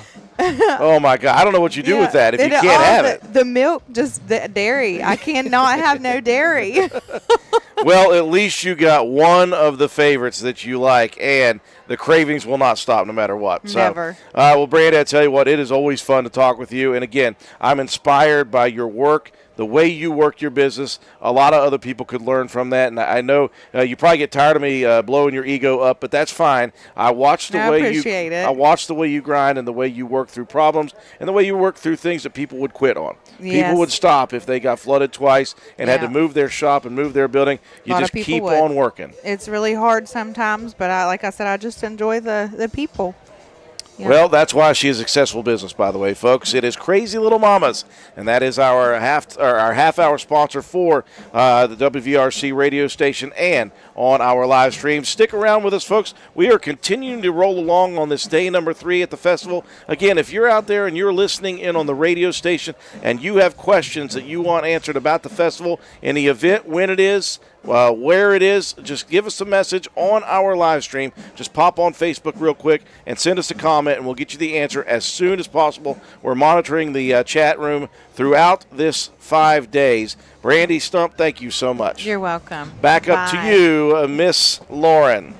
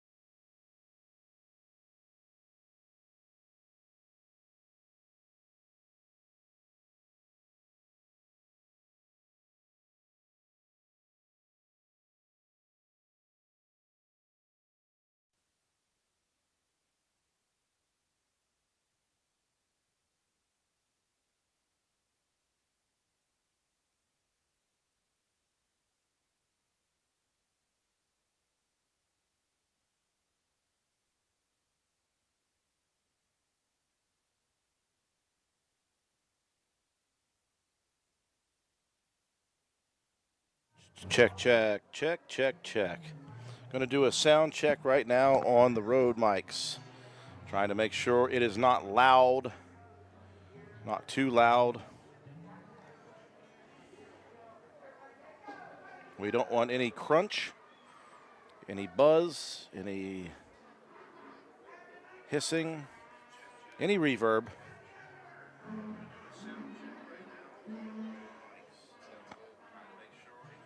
Okay. I will take Swolby's word for it that we are okay to go then. We welcome you back to our live streaming coverage of the 70th Annual West Virginia Black Walnut Festival, day number 3. It is Friday, and we are having a great time here at the festival. Wanted to go through what is left to go here this afternoon. Of course, we have a group on stage right now of which we do not understand or know. We did not have a group scheduled here for today. It was going to be the Steve Smith Band. They had a confliction in their schedule, so could not make it. Brent Wilson and the group apparently got somebody else with them, and we've been enjoying some music over the last couple of minutes. So whoever that band is, I apologize for not getting your name, but you sound great. And keep on keeping on. So the music is going right now. The food court is swamped right now, hard to get through there. We invite people to come down for it. We are at the 3 o'clock hour. The Grandpa Cratchit Show is going on right now, second of 3 shows today. They'll have another one at 5 p.m. The carnival is still going on in the afternoon session. The evening session will start at 6 p.m. Again, live music happening right now. Hunter Girl is scheduled to take the stage at 7 o'clock. And then it will be John Morgan at 8:30 to finish things off tonight here. Also, don't forget about the Gospel Sing going on at 7 p.m. at Faith Baptist Church on East Main Street over on Arnoldsburg Road up at Faith Baptist Church. That is taking place again at 7 p.m. tonight. David and Sheila Bowen will be singing, as will Michael Combs. And everything else is still open that was open this morning. We're talking about all the stuff that was going on this morning. The art and photography show, the Ag 4-H and FFA exhibits, the Quilt and Flower show, the craft show, the David Davis one-room school pictures, the flea market, the one-room schoolhouse tour, the Train Depot Museum, the Mechanical Bull, Mountain Monsters Men, the Chainsaw Artists, Mason-Dixon Boys. The information booth is open. The petting zoo is open as well. All of those things still going on. The ox roast sandwiches are being sold at the moment down at the community building as well. After a couple of years of not having them, we do now have the ox roast sandwiches back once again. We have got a couple of sponsors here for the next hour and a half, and we are happy to be joined now by one of our sponsors. Come on over there, sir. Pop a squat, grab a headset, and we are going to talk about the Roane County Raider Wrestling Booster Club. Or I shouldn't say Raiders, sorry. Roane County Wrestling Booster Club, because it's not just Raiders. Roane County Wrestling Boosters Club. And this is a club that is really quite new to the area. And we're happy to be joined by one of the members, founding members, I would say. And I believe I'm talking to El Presidente here today. Yes. Anthony Roberts is one of the number one original starters of this program, and he is the president of the Roane County Wrestling Boosters Club. We got a chance, Anthony, to talk Wednesday with John Penna, who is the vice president of this little club that you guys have going on, and he was talking about the vision that was shared by some parents and some enthusiasts of wrestling, and you guys decided that it's always better to just go with something instead of waiting and asking. So what you guys did was you created a boosters club that was not specific to any school. What you guys did was create a booster club that is to promote and assist wrestling in the county. Yes. The entire county. Let's talk about where this got going for you all. Yes. What we did was we got a group of people together that looked at the whole the big picture of everything. We looked at how can we help out the wrestling program in Roane County, whether it's the high school or the middle school, or if Walton puts up a wrestling program, or Gary or whatever, we try to fund money to help them out if they need it. And that's what our program's for, even with the young wrestling program too. We go out, do fundraisers, money to do whatever they need to do to buy a wrestling mat or something to do with new uniforms or shoes or whatever. We are there for that kind of help. Yeah, so there is no specific thing that you guys are looking for. Sorry, I got to figure this out. Yeah, There's you're nothing good. specific that you guys are looking for in terms of a specific school or a specific organization. You guys are there to raise a blanket amount of funds and to be able to distribute that to whoever needs it Yes. in the community and in the Yes. county, because you're trying to filter the youth up to the middle schools, up to the high school, Yes. and promote wrestling in Roane County. You obviously, Anthony, have a really good history with the sport of wrestling. It's Yes. obviously been great for you. Right. You have great memories of it. Of course, you were around at the times of Gary Bender and Terry Kendall at Spencer Yes. High School. And on top of that, after your wrestling career, you continued a little bit. You were a wrestling official in the state of West Virginia. Talk Yes. about what the sport has meant to you and why it's so important to you now. Okay, the program today, even 20 years ago, develops a characteristic. It develops courage. It develops confidence. It develops so much in a young wrestler, male or female. When you walk out onto that mat, you're out there by yourself. You have nobody to back you up. Yeah, you got coaches telling you what you need to do. You got your parents and the fans and your wrestling group cheering for you. But when you're on the mat, you're all by yourself. So you look at it as, this is me. I've got to do everything I can to make it possible to win.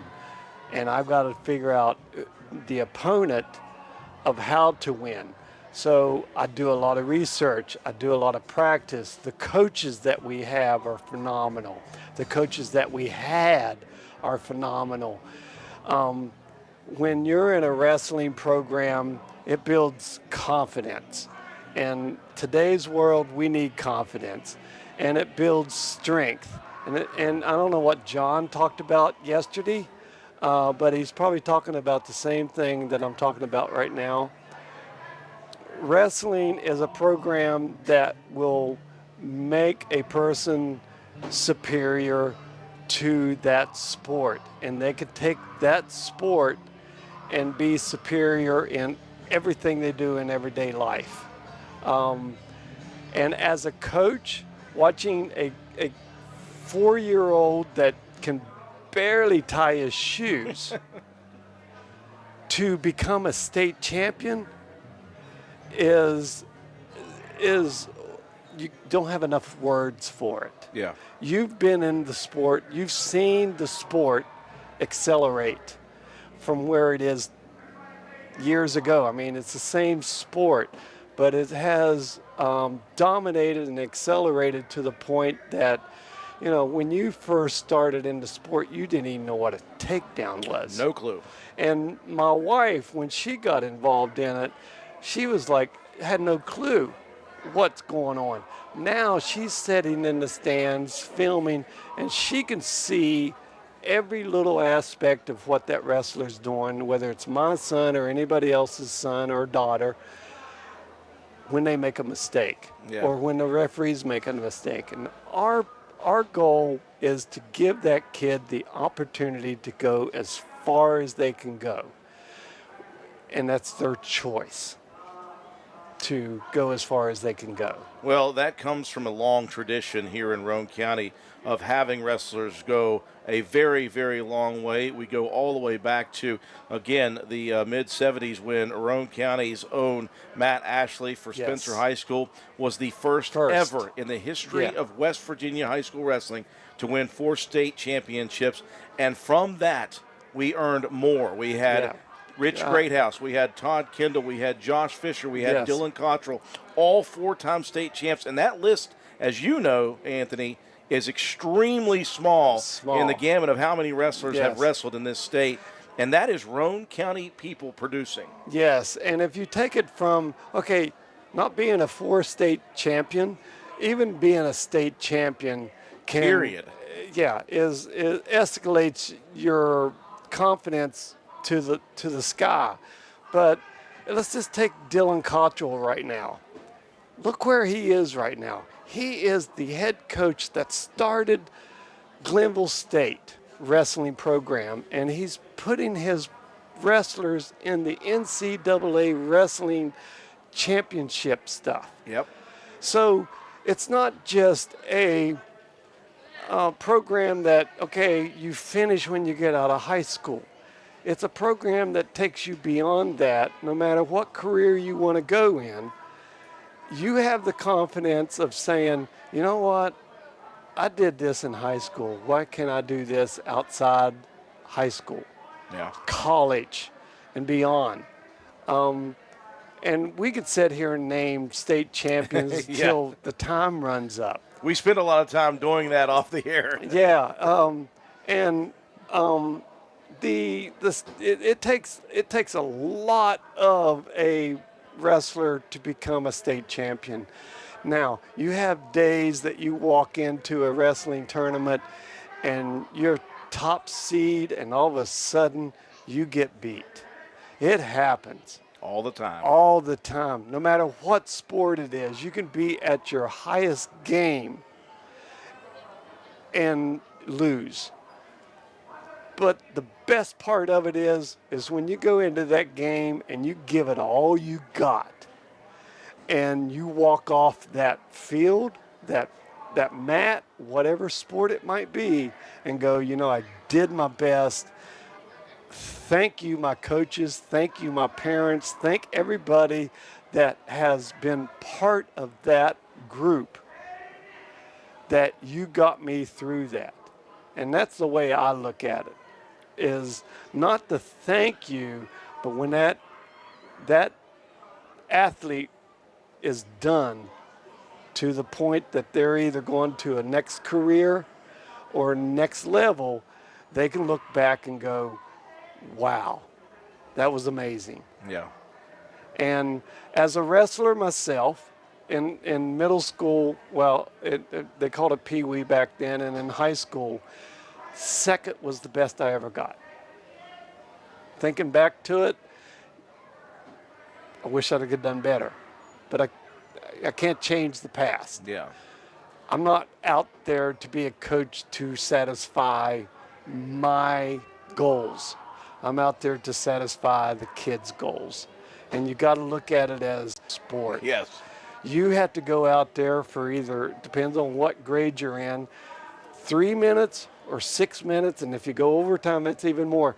You're giving every bit of ounce of energy that you have for 6 minutes to beat your opponent. And you're using muscles that you don't even ever use in anything else. I know, I'm not sure if you've ever been on a mat just playing around. Yes.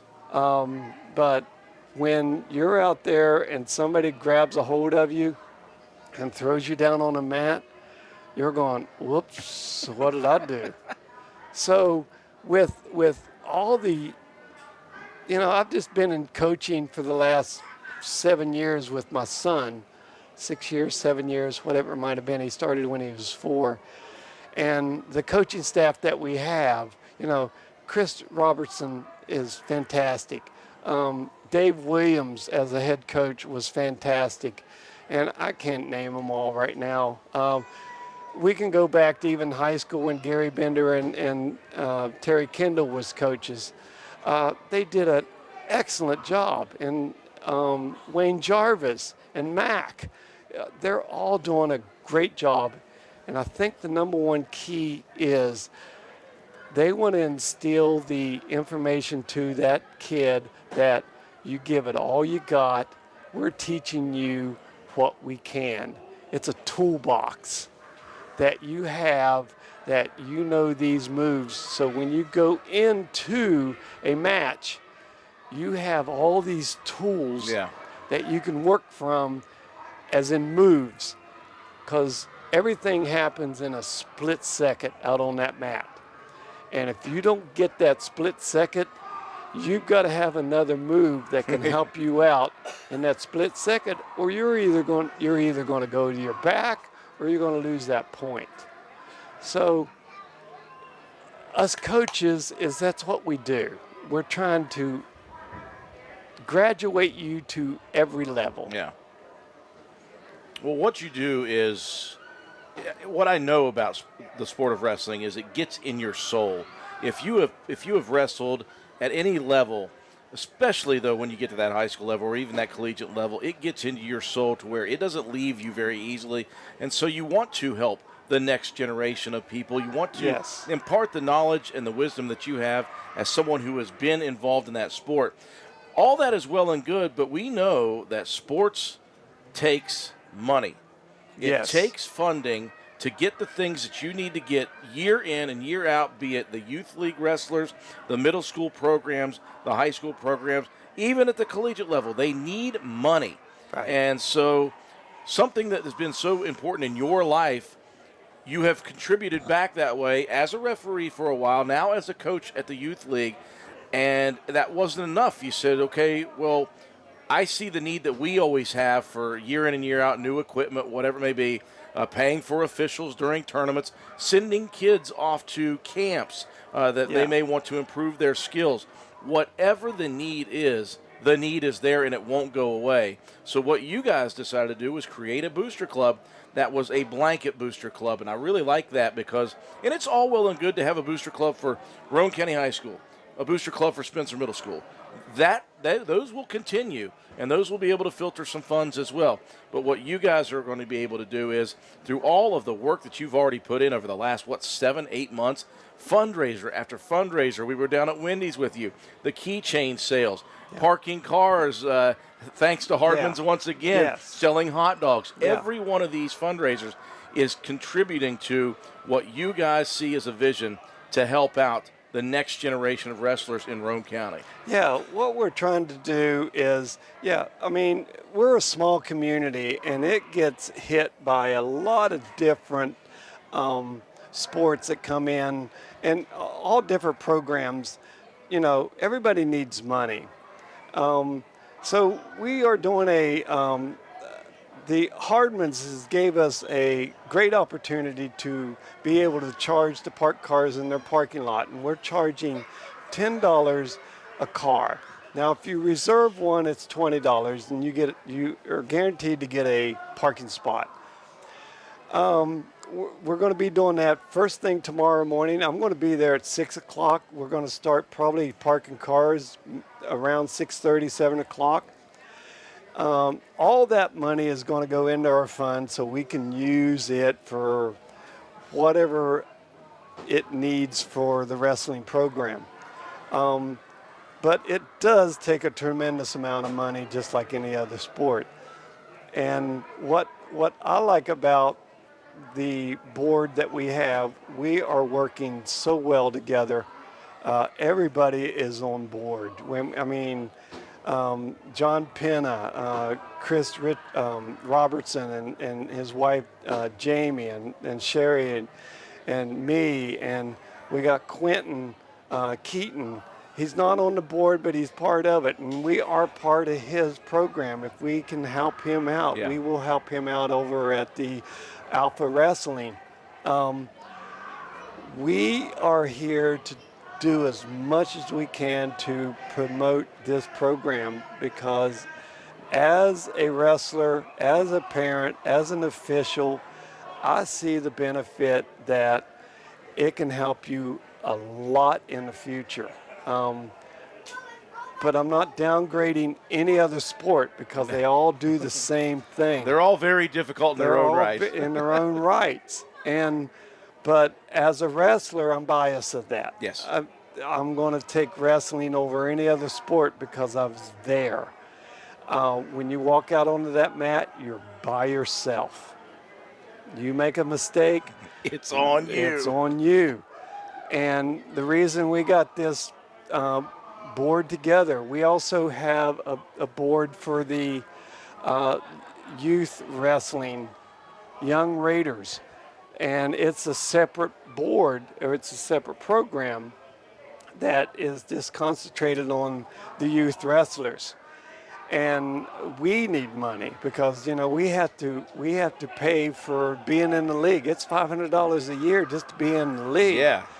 And if you talk about singlets, no matter which group you're in, high school, middle school, youth league, you're going to spend probably $2,500 to $3,000. Just depends on what type of uniform you get, and that's with just a singlet. Yeah.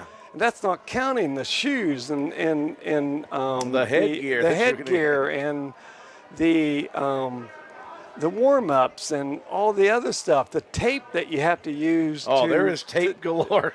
To tape down the mats, and then you go into the mat situation. You can have $3,000 in a mat before you blink an eye. Yeah. So, we need all the help we can get, and luckily we have a fantastic board. I can't praise them enough. And if anybody that knows anything about wrestling and wants to be involved in our committee, come talk to us. We will get you on a fundraising committee. We will get you into anything that you can help us out with. It doesn't matter to help out. Sometimes there's just a few of us. John Penna is doing a outstanding job in fundraising. Man, if this guy could fundraise for the country, Yes. we would not have a crisis. If he could recruit for the country and fundraise for the country, we'd be good. John is phenomenal. Yeah. And I can't say enough about John because he just knows how to work. Yep. He knows how to go out and talk to the people. He knows so many people. And I can't say enough about this program. And if we could have any help at all, no matter what, $5 goes a long ways. Well, you guys lead by example, number one. And so when people see that fire that you guys have, that excitement you have to help the kids, they get behind that. And I know that this is going to be a success with this organization that you guys have because there's no quit in any of you. And guess what? That comes a lot from the third periods. Yes. You know? Yes. I mean, when you're down 2 points and you got 1 minute to score, then you're looking at the coach, and the coach is trying to tell you what to do. But it all comes down to that wrestler because they have to see that opening. You can get out on that mat and there's 30 different moves that you can do. Yeah. But that move can disappear in a heartbeat. Yep. And then you got to think, okay, all right, I got this move. And I've seen some really good wrestlers lose it Yeah. just because they slipped. They didn't make that move.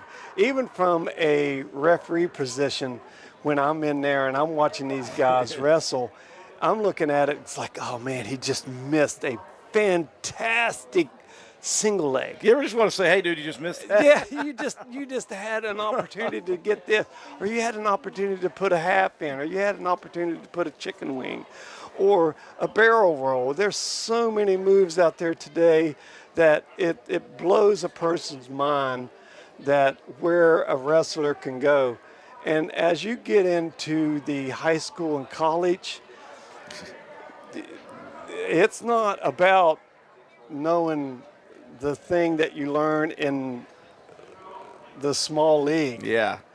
It's knowing how to make them make a mistake. Yeah. And that's what it's all about up in the college and above. Yeah. It gets incredibly technical once you get to that level. Technical, yeah, that's the word I was looking for. And I have a passion for wrestling because I was a wrestler. And as Sherry never was a wrestler and we got Canyon into it, she didn't know nothing. Yeah. And now I'm hearing over in the stands or video and whatever, hollering out moves that I'm like, wait a minute. She just said a move that I needed to say. She beat me to the punch. Yeah.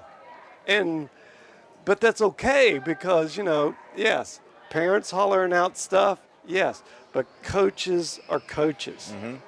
And when we're trying to get the attention of the wrestler to do a specific thing, it's really hard at the young level to get the kid to look at you. Oh, no. I know that for sure. And that doesn't matter in whatever sport. Yeah. It could be baseball, football. We call it herding cats. Yes, it is. And we love the parents being involved. I want every parent, grandparent, everybody that has anything to do with that child to come out and support them. Yeah. Because when they look up in the stands and they get their hand raised and they see their crowd, it's a feeling that you can't describe. Yeah.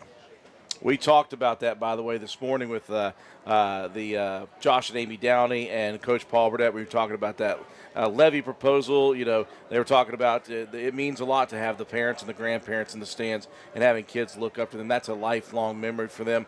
Well, Anthony, keep doing what you guys are doing. We've come towards the end of it. Before we do, though, you guys have one more reserve spot that we were going to give away, right? Yes. One more reserve spot, we'll and I've got the perfect question now. Okay, let's do the question. Okay, so it goes like this. Okay, if you guys want a guaranteed reserved parking spot tomorrow morning before the big grand parade down at Hardman's, you're going to have to answer this question. The first person who answers it correctly on our streaming comment section will win that. And Anthony's he's the one who you're going to see in the morning. Yeah, for till 9 o'clock, and then somebody else takes over. But we have a list. Yeah. We're going to have a list of everybody that's got the reserve. And then everything else is just open up to the public. It's $10 a car, and until we run out of space. Yeah, so a reserve spot is huge. And you guys know how parking is at a premium on Saturday morning for the Black Walnut Festival. So here is... Wait, before you ask the question, I want to thank Hardman's on letting us have the opportunity to use that parking lot for what we're doing right now. As we talked before, we can't get enough money, and it's not a matter of whatever sport you're in, but right now it's wrestling, and it's coming up real soon. And also, we do have a wrestling open tournament at the end of this month that's called, I think, what is it called? I think John might have mentioned it today. Goblin, I'm sorry, I've lost that. My wife's going to kill me. Oh, no. But anyway, we're having an open tournament here in Roane County that is the last weekend of October. And you can sign up online. And all the money is going to the boosters. It's helping out wrestling, period. Yeah. So your question is? Yeah, so here is the question, the trivia question for the free guaranteed reserved parking spot tomorrow morning down at Hardman's for the Walnut Festival. The last heavyweight wrestler in Spencer High School history to win a state championship. What is the name of the last heavyweight wrestler in Spencer High School history to win a state championship? I'm watching right now. The first person who comments correctly will win the free parking spot, reserved parking spot. Gotta be online there, Tank. Sorry, buddy. I don't want to give anything away, but Tank knows this guy pretty well, I assume. So, the last heavyweight wrestler in Spencer High School history to win a state title. Here's a hint. He still works in the Roane County school system. The first person to correctly identify them on the comment section will win the free reserve parking spot. And again, we'll put your name on the list. Anthony's right here to put your name on the list. And we will wait for a winner. Waiting to see who has got that one. Okay, Andrew, I really want to thank you to give me this opportunity to talk to you and the public about what we do. 100%. And if anybody wants to be involved in wrestling, come talk to us. We need all the help we can get, especially in the youth wrestling program. And we want kids. The more kids we have, the better chances we have with going into these leagues and performing and winning and so forth. Now, is it all about winning? It could be, but it's all about these kids having a good time and becoming a better wrestler and becoming a better person, as in the whole factor of life. Yep. And wrestling mirrors life. Yes. And I appreciate the time, Andrew. And 100%. I'm going to get out of here before I get in trouble. Hey, all right. I tell you what, I will let you know who is the winner of the third free reserve spot. That's Anthony Roberts, the president of the Roane County Wrestling Boosters Club. And again, they are doing a fundraiser right now for tomorrow morning. They're selling spots reserved for $20 down at Hardman's for parking. And then tomorrow, it's first come, first served, $10 per parking spot until they run out. But here is the trivia question. The first person to correctly answer this on the comment section will win a free reserved parking spot for tomorrow morning at Hardman's, the brand new building for the Black Walnut Festival. Who is the last ever heavyweight wrestler in Spencer High School history to win a state championship? That is the question that is on the table. I'll continue to ask it until we get ourselves our first correct answer, and then we'll know who is the winner of that free reserve spot. We have moved on into the 3:30 half hour of action here at the 70th Annual West Virginia Black Walnut Festival, and we are moving right into our brand new sponsor for this half hour of content, both on the radio and on our radio station and our live streams, and we're very happy and thankful that Spencer Cash Saver is our sponsor of this half hour of content, and we are happy to be joined by Tank Blosser and Amy Nichols. As soon as I can get that stuff for him there. Tank Blosser and Amy Nichols are with us, and of course, Tank, I know you were chomping at the bit to answer that question. I'm still waiting for a correct answer here for that question. For somebody is going to win a really nice reserve spot for tomorrow morning, because parking is going to be crazy tomorrow morning. I almost went on Facebook and typed it in, but I thought, no, I really don't need the parking spot. So I'll tell you what. I don't want to ruin it for somebody.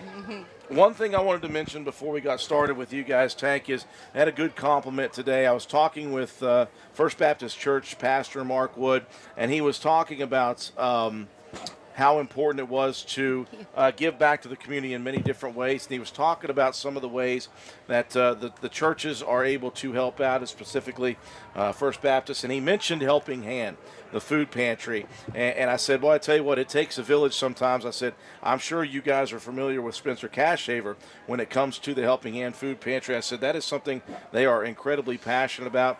And he said, absolutely, they are above and beyond what it takes to help out, and he was very thankful for what you guys do for the Helping Hand. Is that something that you guys, is that personal, near and dear to you guys, or is it just something that really got to you when you guys took over? Well, it's not. I wouldn't say it's personal, near and dear, but it is something that it's great for the community. There is a lot of people out there that need a lot of help. Yeah. And we're fortunate enough not to be those people, you know. You know, as I was growing up as a young man, your little kid growing up, I was probably in that, you know, in that thing. So I'm very fortunate now that, you know, we own the grocery store, and then we can help out and try to help other people. Yeah, obviously, you know, as a business, you guys have to make sure that you're managing profit margins and things like that. So to be able to give of your supply like that, and not just once, let's just say many times over and over again. I see the pictures of the box trucks, and they're always saying, thank you so much to Spencer Cash Saver for loading up a truck and sending it to us, because that is so important to our community. We said today we wish it wasn't a necessity. Yes. But it is a necessity, so since it is, it's so good to have people like you guys to help that out. Well, I'm sure here, most usually around Thanksgiving time, we start doing another food drive. So that will be coming up too. Yeah. We'll start another food drive. In the past, what we've done, just sold a $5 or $10 bag, and it comes with X amount of stuff. I don't know. Amy would know exactly, Yeah. probably more what's in it than There's I more would. just but like canned goods and things that people would need for the holidays, and then we actually bagged them one year and found out that it was just a lot easier to just tally up how many and just send pallets, Yeah. instead of, because yeah, it was a 'cause, lot. Yeah, you use a lot of bags, and bags are hard to handle. It's much easier just to tell people this is what you're buying, and then we just tally it up and order cases and Yeah. then send it. Yeah. Well, that's one thing that you guys are so great with. And again, you guys are very benevolent when it comes to your business and it comes to your time and your financial effort that you spend on that. But moreover than that, you guys are consummate helpers and supporters of all civic things here, sports, whatever it takes. You guys are on the list. And guess what? If you look at the big banner right behind us, it's got the Black Walnut Festival sponsors, and it's got, guess who? Yep. Cash Shaver is on that. Again, this is something that has been a major want for you guys. When you took over this business, everybody wants to give back, obviously. But sometimes it takes some time for you guys to get to a level where you can give back. You guys give all the time. And sometimes maybe to the detriment of the business. And Amy's like, oh, gosh, yes, I late know. at night. Listen, crushing numbers. I hear it from her all the time. Hey, well, you can't do that. I'm like, well, it's too late. It's already done. It's already, It's already done. I'm sorry. well, even with the numbers cruncher in you, you're also, again, Yeah. you've got a big heart. Both of you Yeah. do. So you somehow find a way to make it work. You never want to say no. Sometimes, obviously, you have to. So I have been on this journey with you guys, watching you guys create something that it was already there, but turning it into something even better. And this is something you guys were both trained in Walmart a little bit, so you do have the retail ideas that you need. You guys have been, not directly related to groceries itself. And then, of course, with the Little Debbie, distributors and things like that, you guys both have very interesting ways that you got to this point. But it seems to work very, very well. You're very analytical, Amy, Yeah. and you're a numbers person. And Tank is a very good ideas man. And we're still not giving up the Amish place where he goes to get that stuff. Hey, nobody knows. I will never tell. So this partnership that you guys have has worked so well, and you have grown this business from a grocery store that we already had to something even greater. Yeah, we have, and it's still we're still a work in progress. Yes. I mean, Yeah, we there's still still things got a that lot need of work in done. progress. Yeah. So what is on the docket for you guys right now? Obviously, a continued improvement on the building itself. Now that you guys have spent a lot of time trying to figure out a way to purchase this building, let us know where you guys are with that situation. Well, we purchased the building last May. We're about Yeah. 18 months into Yeah. it. And so now we're just working on improving some of the compressors and things like that really need to be repaired, replaced. They're 60, 70 model compressors back yeah. there, and when they go down and then we have to pull all of our stuff out of our freezers. We don't have it to sell. That's an issue. So. And they're not easy to find anymore. That stuff. Yeah. I mean, the one about a year ago or so went down, and we pulled it out, and the guy from Hooten Equipment says, "This is a '66 model." And I was like, "Holy crap!" Yeah. 66 model, Yeah. like it's a classic car. Yeah, it was older. Yeah, I mean, I was like, ugh. But then to find those, and there's certain gases that those took back then that's becoming obsolete now.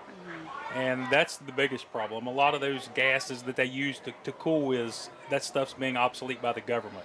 So what you guys are saying is, now that you've got the building and you're paying on that, Band-Aids here, Band-Aids there, Right. and it's a continual process with Yeah. a business. At some point, you always say, okay, that problem is fixed.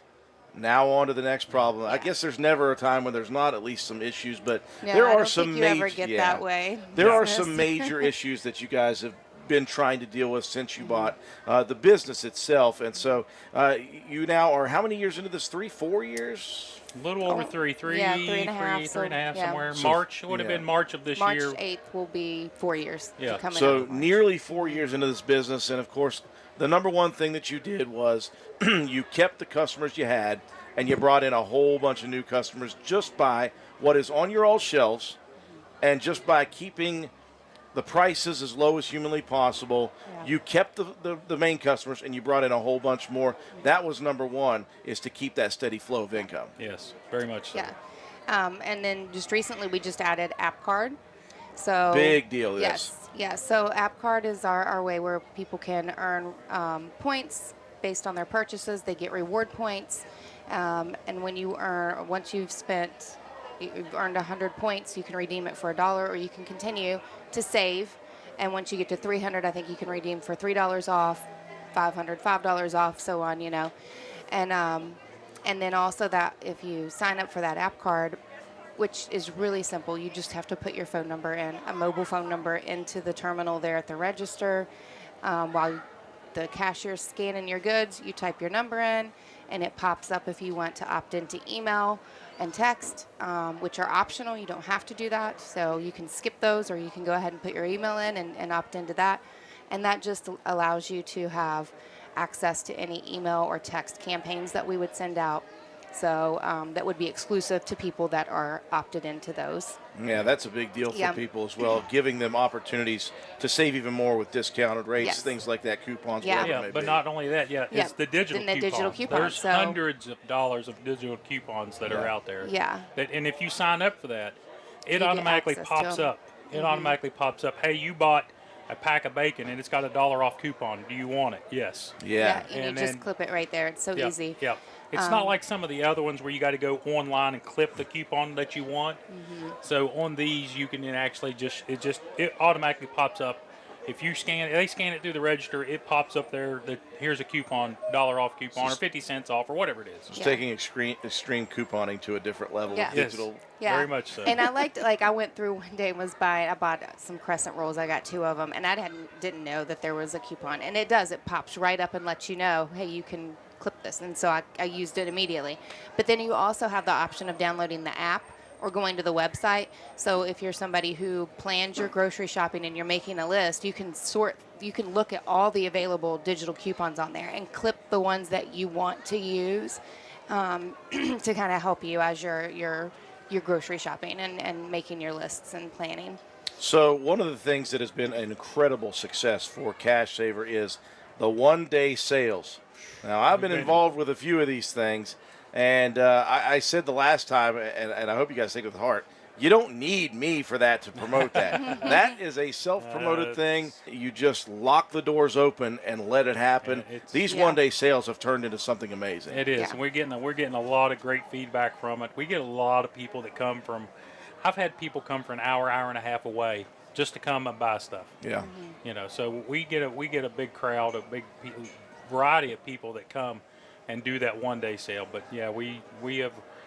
I'm not saying we've mastered it because we're nowhere near mastered it. There's still a lot of things, but we have the last 2 or 3 that we've done has been really, really good. Yeah, they've really been good. huge. And again, even if I'm not there doing a live, I'm driving by because it's right near where I live, and it's just never. You watch it like from a distance. You're watching ants move around because cars are in, cars are out. There's never more than 1 or 2 parking spots. No. Oftentimes, there's not Yeah. even that. People go across the road and park for that thing. And it is not just for 2 hours. It is the whole It's time. All day. Yeah. And you have to call in the cavalry, by the way. Your employees. Yes. Do they love you all for that or hate you all for that? That's why we only do it 3 times a year. Yeah.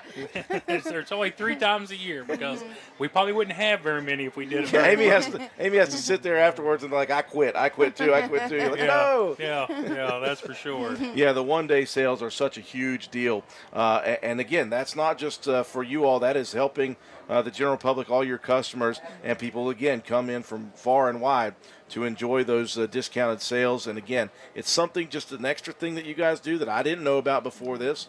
It's something that I just learned about when you guys started it. That's just something that Tank kind of took and ran with. Like, he's really great at negotiating with these companies to get the cheapest price he can get on something so that we can pass those on to our customers. It's sometimes it's work. Sometimes I'm 2 months negotiating with people. Yeah. And sometimes you well, you got to take X amount before I'll give you that price. I'm like, okay, just do it. Just send it to me. Just Yeah. send it. Well, he knows when to hold them and when to fold them. Finally. Yeah. We had, like I said, this last one, I had to take, we'll say Hudson cream flour, which is our number one flour. I had to take 2 pallets to get the deal. Yeah. Which I was like, I wish I'd have took 4 pallets, because we just about sold all 2 pallets in one day, and I was like, man, I could have used 2 more. I could have got more out of it. Yeah, maybe I'd have got a little bit more discount. People are tuning in, and people I think maybe caught the tail end, by the way, of our trivia question. So the trivia question was, and this is again for a guaranteed parking spot Saturday morning, sponsored by the Roane County Wrestling Boosters Club down at Hardman's. These are $20 normally for a guaranteed spot, and again, they're going to be selling for $10 a spot tomorrow morning. First come, first serve. They will run out. Parking is at a premium. The trivia question was the last heavyweight champion in Spencer High School wrestling history. Now, I had somebody say, was it Cottrell? And then somebody said Josh Fisher. Although those two were very good wrestlers, and those two were 4-time state champs, neither of them combined would reach heavyweight at the time. Not even combined weight. No. Yeah, I think Fish won it at 125 his last year, and Dylan was 135 or 45. They did not meet this guy. No, not even very close. No. Well, the question is the last heavyweight champion in Spencer High School history, not Roane County High School. Are you going to give any clues? If I said, okay, the clue is he still works in the school system in athletics. Yes. The first person to correctly answer that on the comment section wins that free parking spot. I know Tank wants it so badly. Yeah, because I know it, because I was there when this happened. Yeah. So, Spencer Cash Saver obviously has now become a great staple here. Again, it's always been a grocery store there, but you guys have turned it into something even more impressive, and it doesn't come without hard work, intense effort, and doing everything you can to get better at it. So let's talk about, okay, you're almost 4 years in. You have a 1-year plan, a 3-year plan, a 5-year plan. What are the next things that you guys are looking for, be it improvements in the building, improvements in content, whatever you guys have? What's the next few steps for your business? Well, our next step is we're working on trying to get a grant from the government, an energy efficient grant. And if everything works out, we get the grant, then we're putting the new compressors. There's new compressors out there that are much more energy efficient than what we have. But it is a lot of money. Without the grant, there's no way we can afford to do this. Yeah. So we're trying to get a grant. There's no guarantee. But if the grant does come through, hopefully by this time next year, it will probably take about a year for it to happen, that we would have all new compressors. Well, that's a big deal. Amy, you and I were discussing energy efficiency. I think we were at the same place at the right time when we were talking about that. It seems to me that the grant that you're talking about, those USDA grants, that is exactly what those things are used for. They're earmarked for that kind of deal. Yeah. Hey, we're spending yada, yada, yada money on an old, outdated, terribly inefficient system. Right. And we need to be more efficient. And in the long run, it's going to cost us this, but in the long run, it's going to save us this. Right. So here is an opportunity for that grant. I really hope that goes through. And it seems to me, after sitting in on some of those meetings, that this is exactly what it's meant for. Right. Yeah. So you can only hope. Right. We were told, and I don't know how true it is, with the energy savings that it would cause us to have, it would pay for itself in 7 years. Yeah. Yeah, so that's a big deal. And again, we're not talking compressor. No. We're talking compressors. Yeah, like a whole rack system. Yeah. Godly amount. Okay, so that's the next thing really on the docket for you guys. I know everybody wants to know, when's the next one-day sale? March. He's waiting. Good. I already know. It's sometime in March. We don't know the I don't know exact dates. I haven't looked at 2025 yet, so I don't want to get there yet. But it will be March. We set them now. Actually, I have to set them here, stocks things and help get everything ready. And I have to put my name on the calendar this far ahead for that. Yeah. So last year in 2024, we did one in March, one in June, and one in October. We just had one last weekend. So, and we'll probably go with those same 3 months. March, the weather's starting to get a little better. Okay. In June, we'll try to do a summer cook-off. Here's your summer stuff for the summer season, and then October, try to beat the Walnut Festival. Absolutely perfect timing. Speaking of beating the Walnut Festival, how about the fact that the ox roast sandwiches are officially I needed back? to bring that back. I just went down there and talked to the ladies before I come up here. So when we did not have the ox roast sandwiches for a couple years, Tank still had ox roast capabilities. Yes, you could. We sold them to the public.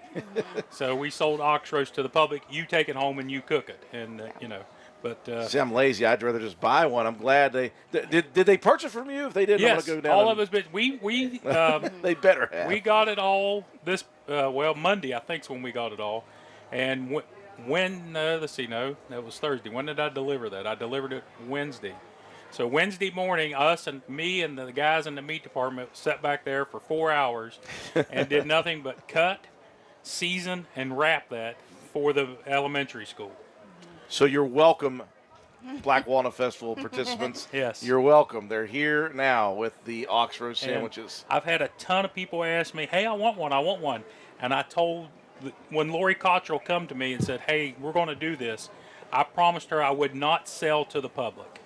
Because we want people to go buy from them because it is a fundraiser. Yeah, so I was wondering about that, Tank. I'm glad you brought that up. I did not know, and they didn't list for me who the organization was that was selling them. Yeah, it's Spencer Elementary School. Okay, so Spencer Elementary. Well, it's at the primary center.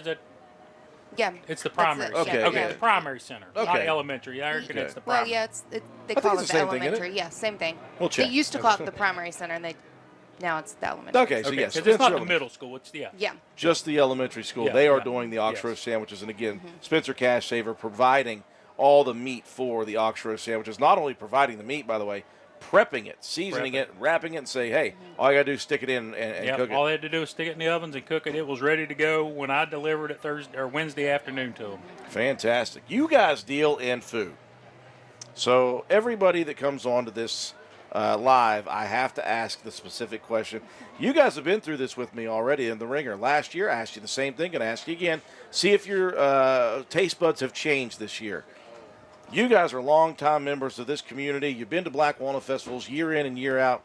What is your favorite food at the Black Walnut Festival? Has it changed from last year to this year? What is your favorite food, Amy? I will have to say I had the getting piggy with it the other day, the brisket. Oh, so far this year, that's been my favorite thing I've had. Yeah. Well, to be honest with you, the best thing I've had for me was actually the ox roast sandwich. I went down this morning and I was there at 11 o'clock and they were just starting to serve them, and I got 2 this morning, and they were pretty tasty. Tank Blosser, an incredibly self-promoting human being right there. Listen, he knows where to get this seasoned stuff. those things. I rubbed that stuff in that meat. It's a labor I'm of telling love. you, it was. Wrapped it. It was me and the 3 guys in the meat department. We cut and wrapped and seasoned, Yeah. Can't get my other guys out because they worked hard at it too. The 4 hours. We're still waiting for a winner. Let's go to ask the question again. Okay, this is a trivia question, and it is for a free parking spot tomorrow morning down at the brand new Hardman's location. It's valued at $20. Parking tomorrow morning is going to be null. They are selling spots for $10 tomorrow morning, but it's first come, first serve. And they are giving you an opportunity right now to guarantee a spot for free if you answer this trivia question correctly. Not Rome County and Spencer High School wrestling history. Here's the hint. He currently works in the school system in athletics. The first person to correctly answer that on the chat is the one that's going to win that free spot. There might be somebody out there that knows, but I'll give you another hint. When we was in school, we called him the Dancing Bear. The Dancing Bear himself. We've got to get this sold. So the first person to correctly get that answer right, you are going to win that free parking spot for tomorrow morning for the Black Walnut Festival. Okay, so we've done everything else with you guys except for ask about the hours. Everybody needs to know when you guys are open, right? Yep. 8 a.m. to 9 p.m., 7 days a week. Except for tomorrow. Right. Tomorrow we Except will for be tomorrow. closed during the parade. We're going to close from 11 to 3 so all of our employees can be able to come up and watch the right. parade also. And again, Yeah. something you guys did last year and Yeah. something you We've will done it continue to do. every year so Yeah. far, Well, yeah. I mean, when the parade's going on, there ain't much going on. Nothing's So let them go. happening Let them go anyways. and watch. Do the same thing. Yeah. Well, that's good for you guys, and it's good for the employees to get an opportunity to do that. You guys are continuing to kill it, and I hope you guys continue to do that because I love that place. I've gone completely to shop at Cash Saver for everything, even now, not even groceries itself. You guys are able to bring some other things in. I'll tell you what, Tank, I'm going to give you the correct brand of dog food, and once you do that, I'll never visit the other store again. You just bring me a UPC, or if you give me a picture of it, I probably can get it for you. So, Spencer Cash Saver, folks, it's very easily located on Arnoldsburg Road. And again, that is the place to shop. 8 a.m.? 8 a.m. to 9 p.m., Monday through Sunday, 7 days a week. That's easy to know. Yep. That's easy to know. Anything else you guys want to talk about here today? Talk about your husband Caleb's hair and how It's coiffed it is. fantastic, isn't it? Yeah. Wild eyebrows, she says. He's got a wild. Yeah, no work. No. We'll do the parade tomorrow, and that Yeah. will probably be the end of the festival for me. Yeah, probably the same for me. I know my little girl's going to make me drag her to the carnival again after the parade, which I don't really want to do because it'll be packed. I took her yesterday. We went with Kinsley, her cousin Kinsley, and Katie went. And it really wasn't that busy. And they had a blast. So. And of course, now Ben's old enough. He's like, "Get away from me, parents." Yeah. I saw him a couple times walking around Yeah. yesterday. He probably walked downtown himself. Probably did. Kids at that age, man. Yeah. We were that age once. We did that. It just seems Yeah. different now because we're older ones. I know. Anyways, well, guys, I do appreciate your time. Thank you for the sponsorship, and as always, Spencer Cash Saver continuing to improve what they do personally, and it shows because the customers keep coming, and this is going to be a deal for a long time here in Spencer. You guys are a success because you know how to work it and you work it hard. Thank you. Appreciate it. 100%. Tank Blosser and Amy Nichols from Spencer Cash Saver, folks. That was our last sponsor of the half hour. We've got one more coming up, I do believe, at 4:30. We're going to check in and make sure that we have that again. We've got the trivia question out. The trivia question is, and this is for a chance, this is for you to get a free reserved parking spot for tomorrow morning down at Hardman's, and it's sponsored by the Roane County Wrestling Boosters Club. The question is, who was the last Spencer High School heavyweight wrestling champion? The last Spencer High School heavyweight wrestling champion. And again, here are the two clues that we have given. He still works in the school system now, and he works in athletics, and his nickname in high school was the Dancing Bear. The first person to successfully answer that in the comments section will win that free parking spot for tomorrow morning. Folks, we are going to break away for a little bit here. We're going to reset, get ourselves some food to eat, and we'll come back here with one. Got away. I was just getting ready to post that. We do have a winner. The first person to finally answer, the last heavyweight wrestling champion. That may have been the Dancing Bear that gave it away. The last heavyweight champion wrestler in Spencer High School history was indeed Toby Ford. Ben Deerolf is the winner. Ben Deerolf is the winner of that free parking spot.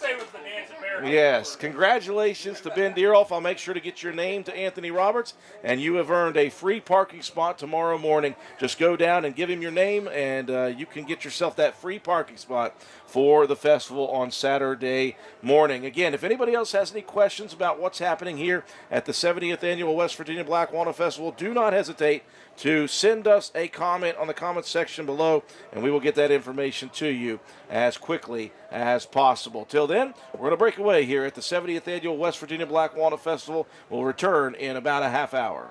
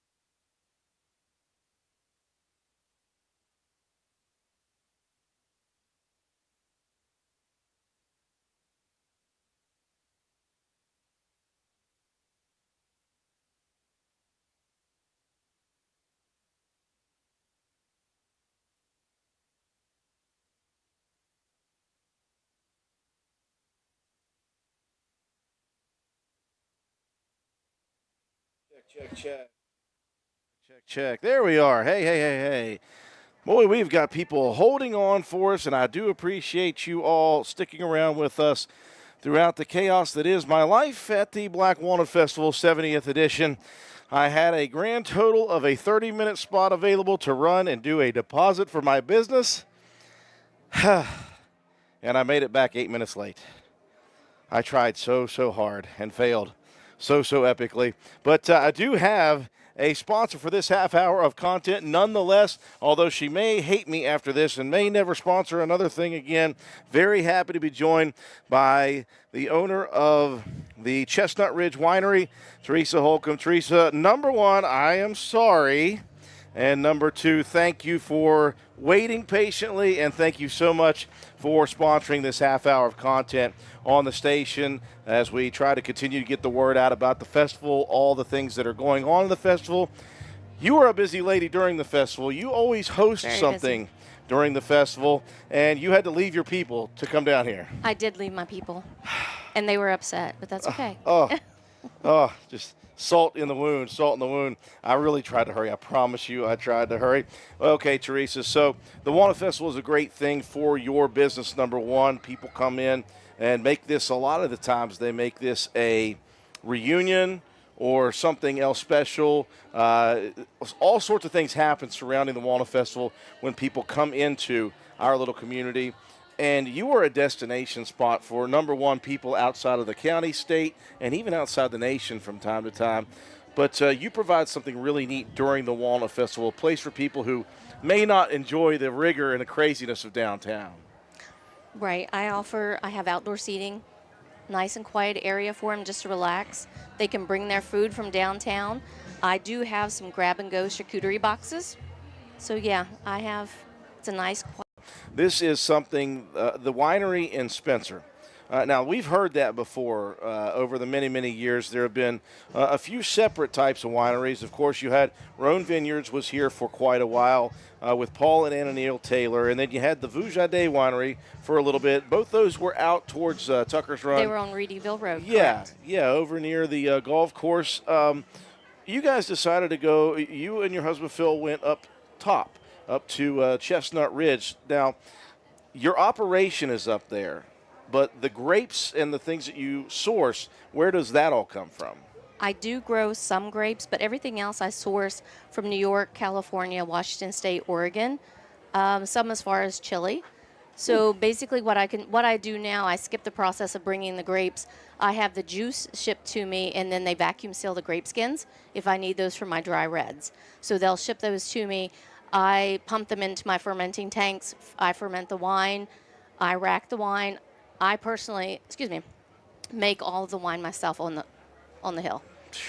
And that is quite an operation that you have there now. And again, the Walnut Festival and this event itself has been obviously very fun for you guys, for near and dear to you. You guys sponsor things during the Walnut Festival year in and year out. Without going too far into detail, obviously, with the loss of Phil that we all feel and you feel, very important for you to continue this legacy, number one, of what you guys decided that you wanted to do and continue to expand on it as best you possibly can. And that's something that I think you've really done a great job with, of carrying on the tradition of Chestnut Ridge Winery and what you guys provide. I try my best. I was never the winemaker. I was always the assistant standing behind, kind of like the assistant in an operating room. I need this, and I hand it. So now it all falls on me, and I do everything myself. So, I do the best I can. I do still have probably another 2 to 3 years worth of dry red wines that he had made. So there's still a part of Phil in the winery. Yeah. I'm also in the spring will give out my first Phil Holcomb Memorial Scholarship. And this is not for high school kids. This is for an adult that is wanting to go back to school to learn a trade, whether it's plumbing, HVAC, nursing.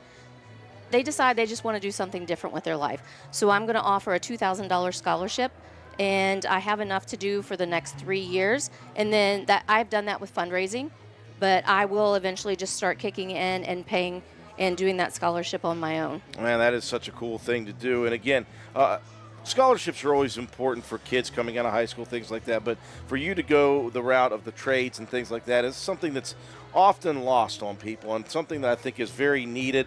And, those people need financial assistance too when they get to that next level. And so to be able to provide that, I think, is a great thing. And again, a great way to honor his memory and his name, obviously. And so that's something that I hope other people decide to get involved with, even though you say you're going to do it yourself. Hopefully people decide to help out with that no matter what. I do a fundraiser in the spring, which is an adult Easter egg hunt.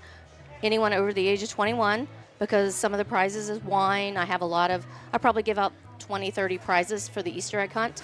And you also leave with a bag of candy. How can you go wrong with bags of candy, obviously? Yep, absolutely. Well, for people who have not been to the winery itself up on top of the hill, it's a very interesting location, number one. I think about that every time I drive up there. You drive up this hill, you make a hard right, and then you go up to the left, and you're driving through. Just basically, you're thinking, well, nothing's here. What is going on here? There's nothing here. Then all of a sudden, you see a couple sculptures.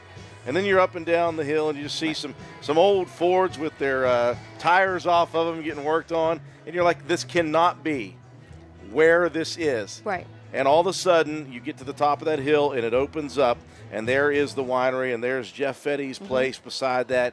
And you drive into and walk into your own little paradise. I feel like every time I drive up there, Teresa, I get a feeling when I come through that first gate, and I'm like, this is so calm, this is so serene, this is so peaceful. This is a little slice of heaven at the top of the mountain in Roane County. I don't know how you guys got through and into this. It was a mess. When we built our first studio, it was a mess on the hill. We cleaned. When I built the winery, we started building, and it's been open for 12 years. It was another mess to clean up, but we cleaned it up, and I have to say, it is a nice, pretty area on top of the hill. Great views. I do my best, is all I can say, to make it a nice, peaceful area for people just to relax and get away from the everyday stress. So some of the things that you provide, obviously people come up there for events. You can do wedding rehearsals, wedding dinners. I've kind of gotten away from that a little bit. Really? Okay. Right now, the events that I'm doing is more, I'm offering painting classes, charcuterie board class, showing you how to make your own really cool charcuterie board. A lot of my classes, as soon as I post, they are full. I have one November 2nd, and I filled the first class of 30 people, added a second class of 30 people, and both those classes are full. And that is a pottery class. So, yeah, I do a lot of events. In the spring, I think I'll get back into doing the ladies' nights like I used to do in the past. I think I'm finally ready to start doing that. And like you said, I don't only just have wine up there. Yes. I have a large gift shop. Yeah. I have a lot of West Virginia-made items. I have West Virginia honey. I have J.Q. Dickinson salts, a lot of jewelry, handmade pottery. I have cutting boards. I mean, I pretty much have something for everyone except for kids. You have to be over 21. It's okay. Some of us adults need that place here. Right. Where did the artistic bug hit you? You always did make jewelry and things like that, correct? Correct. Phil and I started our first business in 1995 here in Roane County. So, yeah, I've owned a business since I was 23 years old. I did work at First National Bank at the time. And then I worked at State Farm for a while. And then he's like, hey, our business is growing. I need you to come and work for me. So I did do jewelry and woodworking for a long time. And then I made the mistake and sent him off to a festival in Philadelphia one day, and he ran into some friends, and they say, hey, we started a winery. It was great doing the shows with you, because we did Philadelphia, New York, Baltimore. And he comes home. He didn't even tell me. He comes home and says, guess what? We're going to open a winery. And that was probably 2010. And it took a couple years to get through the licensing process. We built the winery and then opened, and I've been running it ever since. I am the only woman-owned winery in the state of West Virginia. That is fantastic. Won Best of West Virginia for wineries 3 out of the last 5 years. Was runner-up the other 2 years, and I'm up for Best of West Virginia Winery again this year. I wonder about that. Anybody can, well, not anybody. Many people can start a winery. The Correct. process to get through.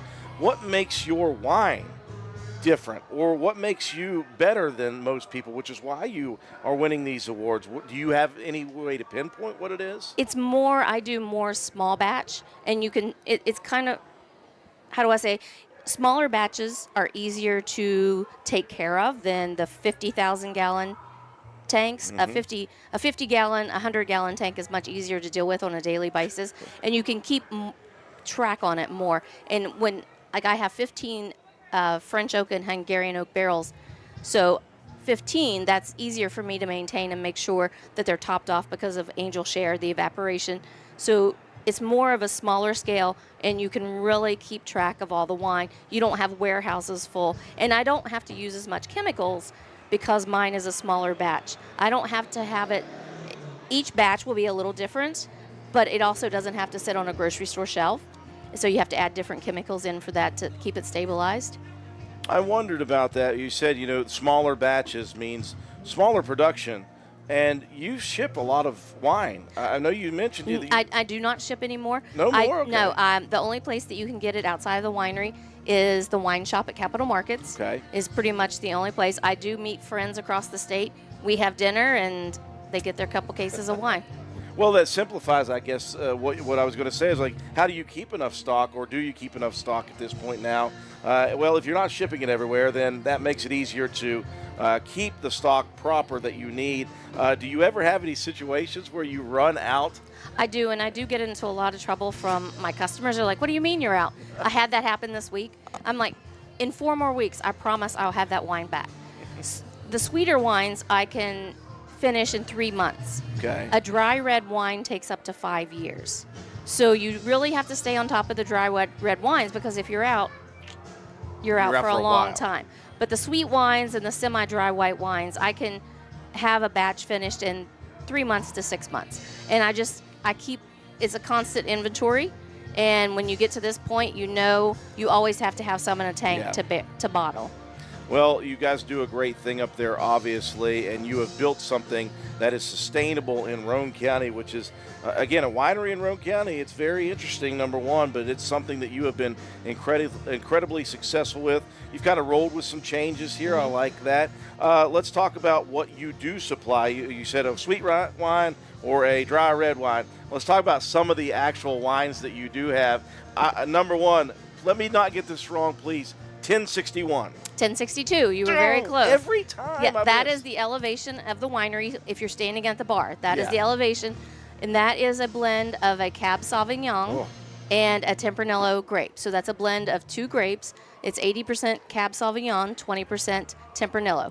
And anytime that you introduce 2 grapes to make a wine, that changes it. So you don't just have a Cab Sauv.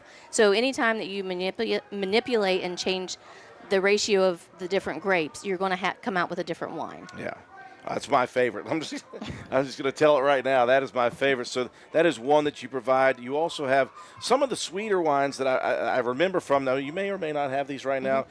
You had like a blood orange. I do have a blood orange, yes. Yeah, and there was another one that was fruit related that I've forgotten about. The blood orange, and there was one other, and daggone it, I don't remember. But what you do stock many different types of wines. You have whites. I do. I have semi-dry white wines, which I have some that are straight varietal grapes, some that are blends, and then also I have a large variety of semi-sweets, which is like your peach Chardonnay, your blackberry, your blueberry. Blackberry was the one, sorry. Yeah, blackberry. A crisp apple, watermelon, tropical, which has a hint of coconut. So there is a wide variety. I also have dessert wines, which I do have a creme brulee right now, which has a hint of caramel. It is probably 4 times sweeter than a regular sweet wine. Ooh. And it is a thicker wine because of the amount of sugar. I have a chocolate orange right now, and the next few weeks I'll have a chocolate raspberry. Around here right now, we're not worried about calories right now. No, we don't do that during festival week. Yeah, don't worry about the festival. I got 2 questions for you. It's a 2-parter. Number one, do you have a fan favorite?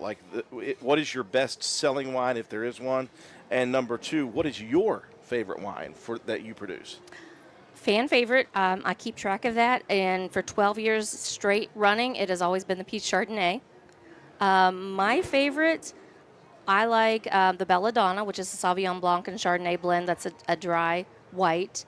I don't drink a lot of sweet wines, I have to say, but I make them. It's not what I like; it's what my friends and customers like. It's the I have to consumer. make it. And as for the dry reds, my favorite is the 1062 and also the Seneca Creek, which is the Cab Sauvignon Merlot blend. It's also a very, very good one. I think my sister's favorite is Seneca Creek. I'll have to check with her this evening. I know that I'm heading that way.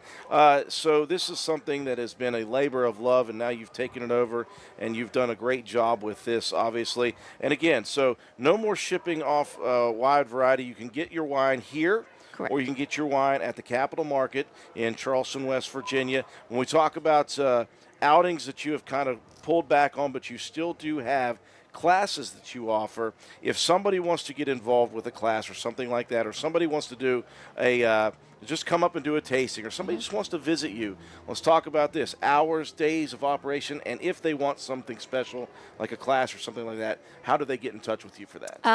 They can message me on my Facebook page. They can call me at 304-377-5721. They can also text that number. I am open Tuesday through Sunday. Tuesday, Wednesday, Thursday, 11 to 5. Fridays, Saturdays, 11 to 6. And Sunday, 11 to 5. Closed Mondays. That's my only day off a week. I have to leave or somebody knocks on the door. So, yes, I try to take as many Mondays off as possible. But I'm getting to the time of year. Usually the month of December, I don't close at all. I am open from December 1st through December 24th. Closed Christmas Day. I open a couple days after Christmas, and then I'm closed till February 1st. Take a real... That's when I take my time off, is in January. A real respite for you. And again, it will be a much-deserved respite every single year when you're as busy as you are. Speaking of busy, I know you're busy. You got to get back to your people. Absolutely. I do appreciate the time, though. Sorry it took me That's okay. Forever to get here. I'm working on no sleep and no time either. But it's very, very good to get to talk to you, Teresa. Obviously, I love coming up there when I get a chance to, be it during an event or just me and Caleb showing up and messing with you all the time. You got a great thing going there. I hope it just continues. I hope you continue to do what you do because you do it so well. And we're very thankful that you're here. Same hours during the festival. Anything changing for the festival? I am open till 7 on Friday and Saturday evenings. Okay. So I am open from 11 to 7 today and tomorrow. Teresa Holcomb with Chestnut Ridge Winery. You do great things, and you're going to do great things getting back up there with your people who are actually paying you to be there. Right. Well, I'm parked on Market Street, headed up the hill. So fantastic. And on our live streaming coverage of the 70th Annual Black Walnut Festival, folks, we invite you to come down here and enjoy all the festival has to offer. And it's going to be going on deep into the night, folks. There are a few things that are taking place right now. Speaking of that, we've got music on the main stage. Again, music we did not know was happening on the main stage here tonight, but it is happening. We do know that Hunter Girl is slated to take the main stage at 7 p.m., followed by John Morgan. Again, I'm just now hearing over in my right ear, off in the distance, Grandpa Cratchit is getting ready to start the third and final show of the night, and that's a great time for the kids, so make sure you come out as well and enjoy that. The carnival is shutting down right now for their first session. They'll close from 5 to 6 p.m., and then they'll reopen at 6 p.m. to close again. Wristbands tonight are $20 per wristband. You can get a bank of tickets, 20 tickets for $25, or each individual ticket costs $1.50. And again, if you still have your wristband on from the afternoon session and you want to come back to the evening session, keep it on, show it at the gate. You'll get a new wristband for just $10. And that is a huge deal. Don't forget, folks, tonight the gospel sing taking place out at Faith Baptist Church on Arnoldesburg Road starting at 7 p.m. David and Sheila Bowen will be singing first, and then Michael Combs will be singing after that. He is a great Christian act, and we hope you guys take the time to go out there and enjoy that. So many things happening here tonight. We are done with our afternoon session. We're done with day 3 on the radio station and on our streaming service. We do appreciate everyone for continuing to tune in and support WVRC Radio and all that we do. We're going to be back at it first thing in the morning, bright and early at 7 o'clock in the morning. We've got the pancake breakfast getting started, the Grand Parade lineup starting, and the Grand Parade starting at noon. We'll talk about that. We'll talk about everything else that is going on day 4, Saturday, tomorrow morning. We invite you to join us bright and early, get us set for the day. And again, we will be covering the Grand Parade live on our streaming coverage of the 70th Annual Black Walnut Festival on WVRC. We appreciate all of you tuning in. I want to thank all of my sponsors for the last few days, and we have more to come in the morning session on day number 4, Saturday, to come here at the 70th Annual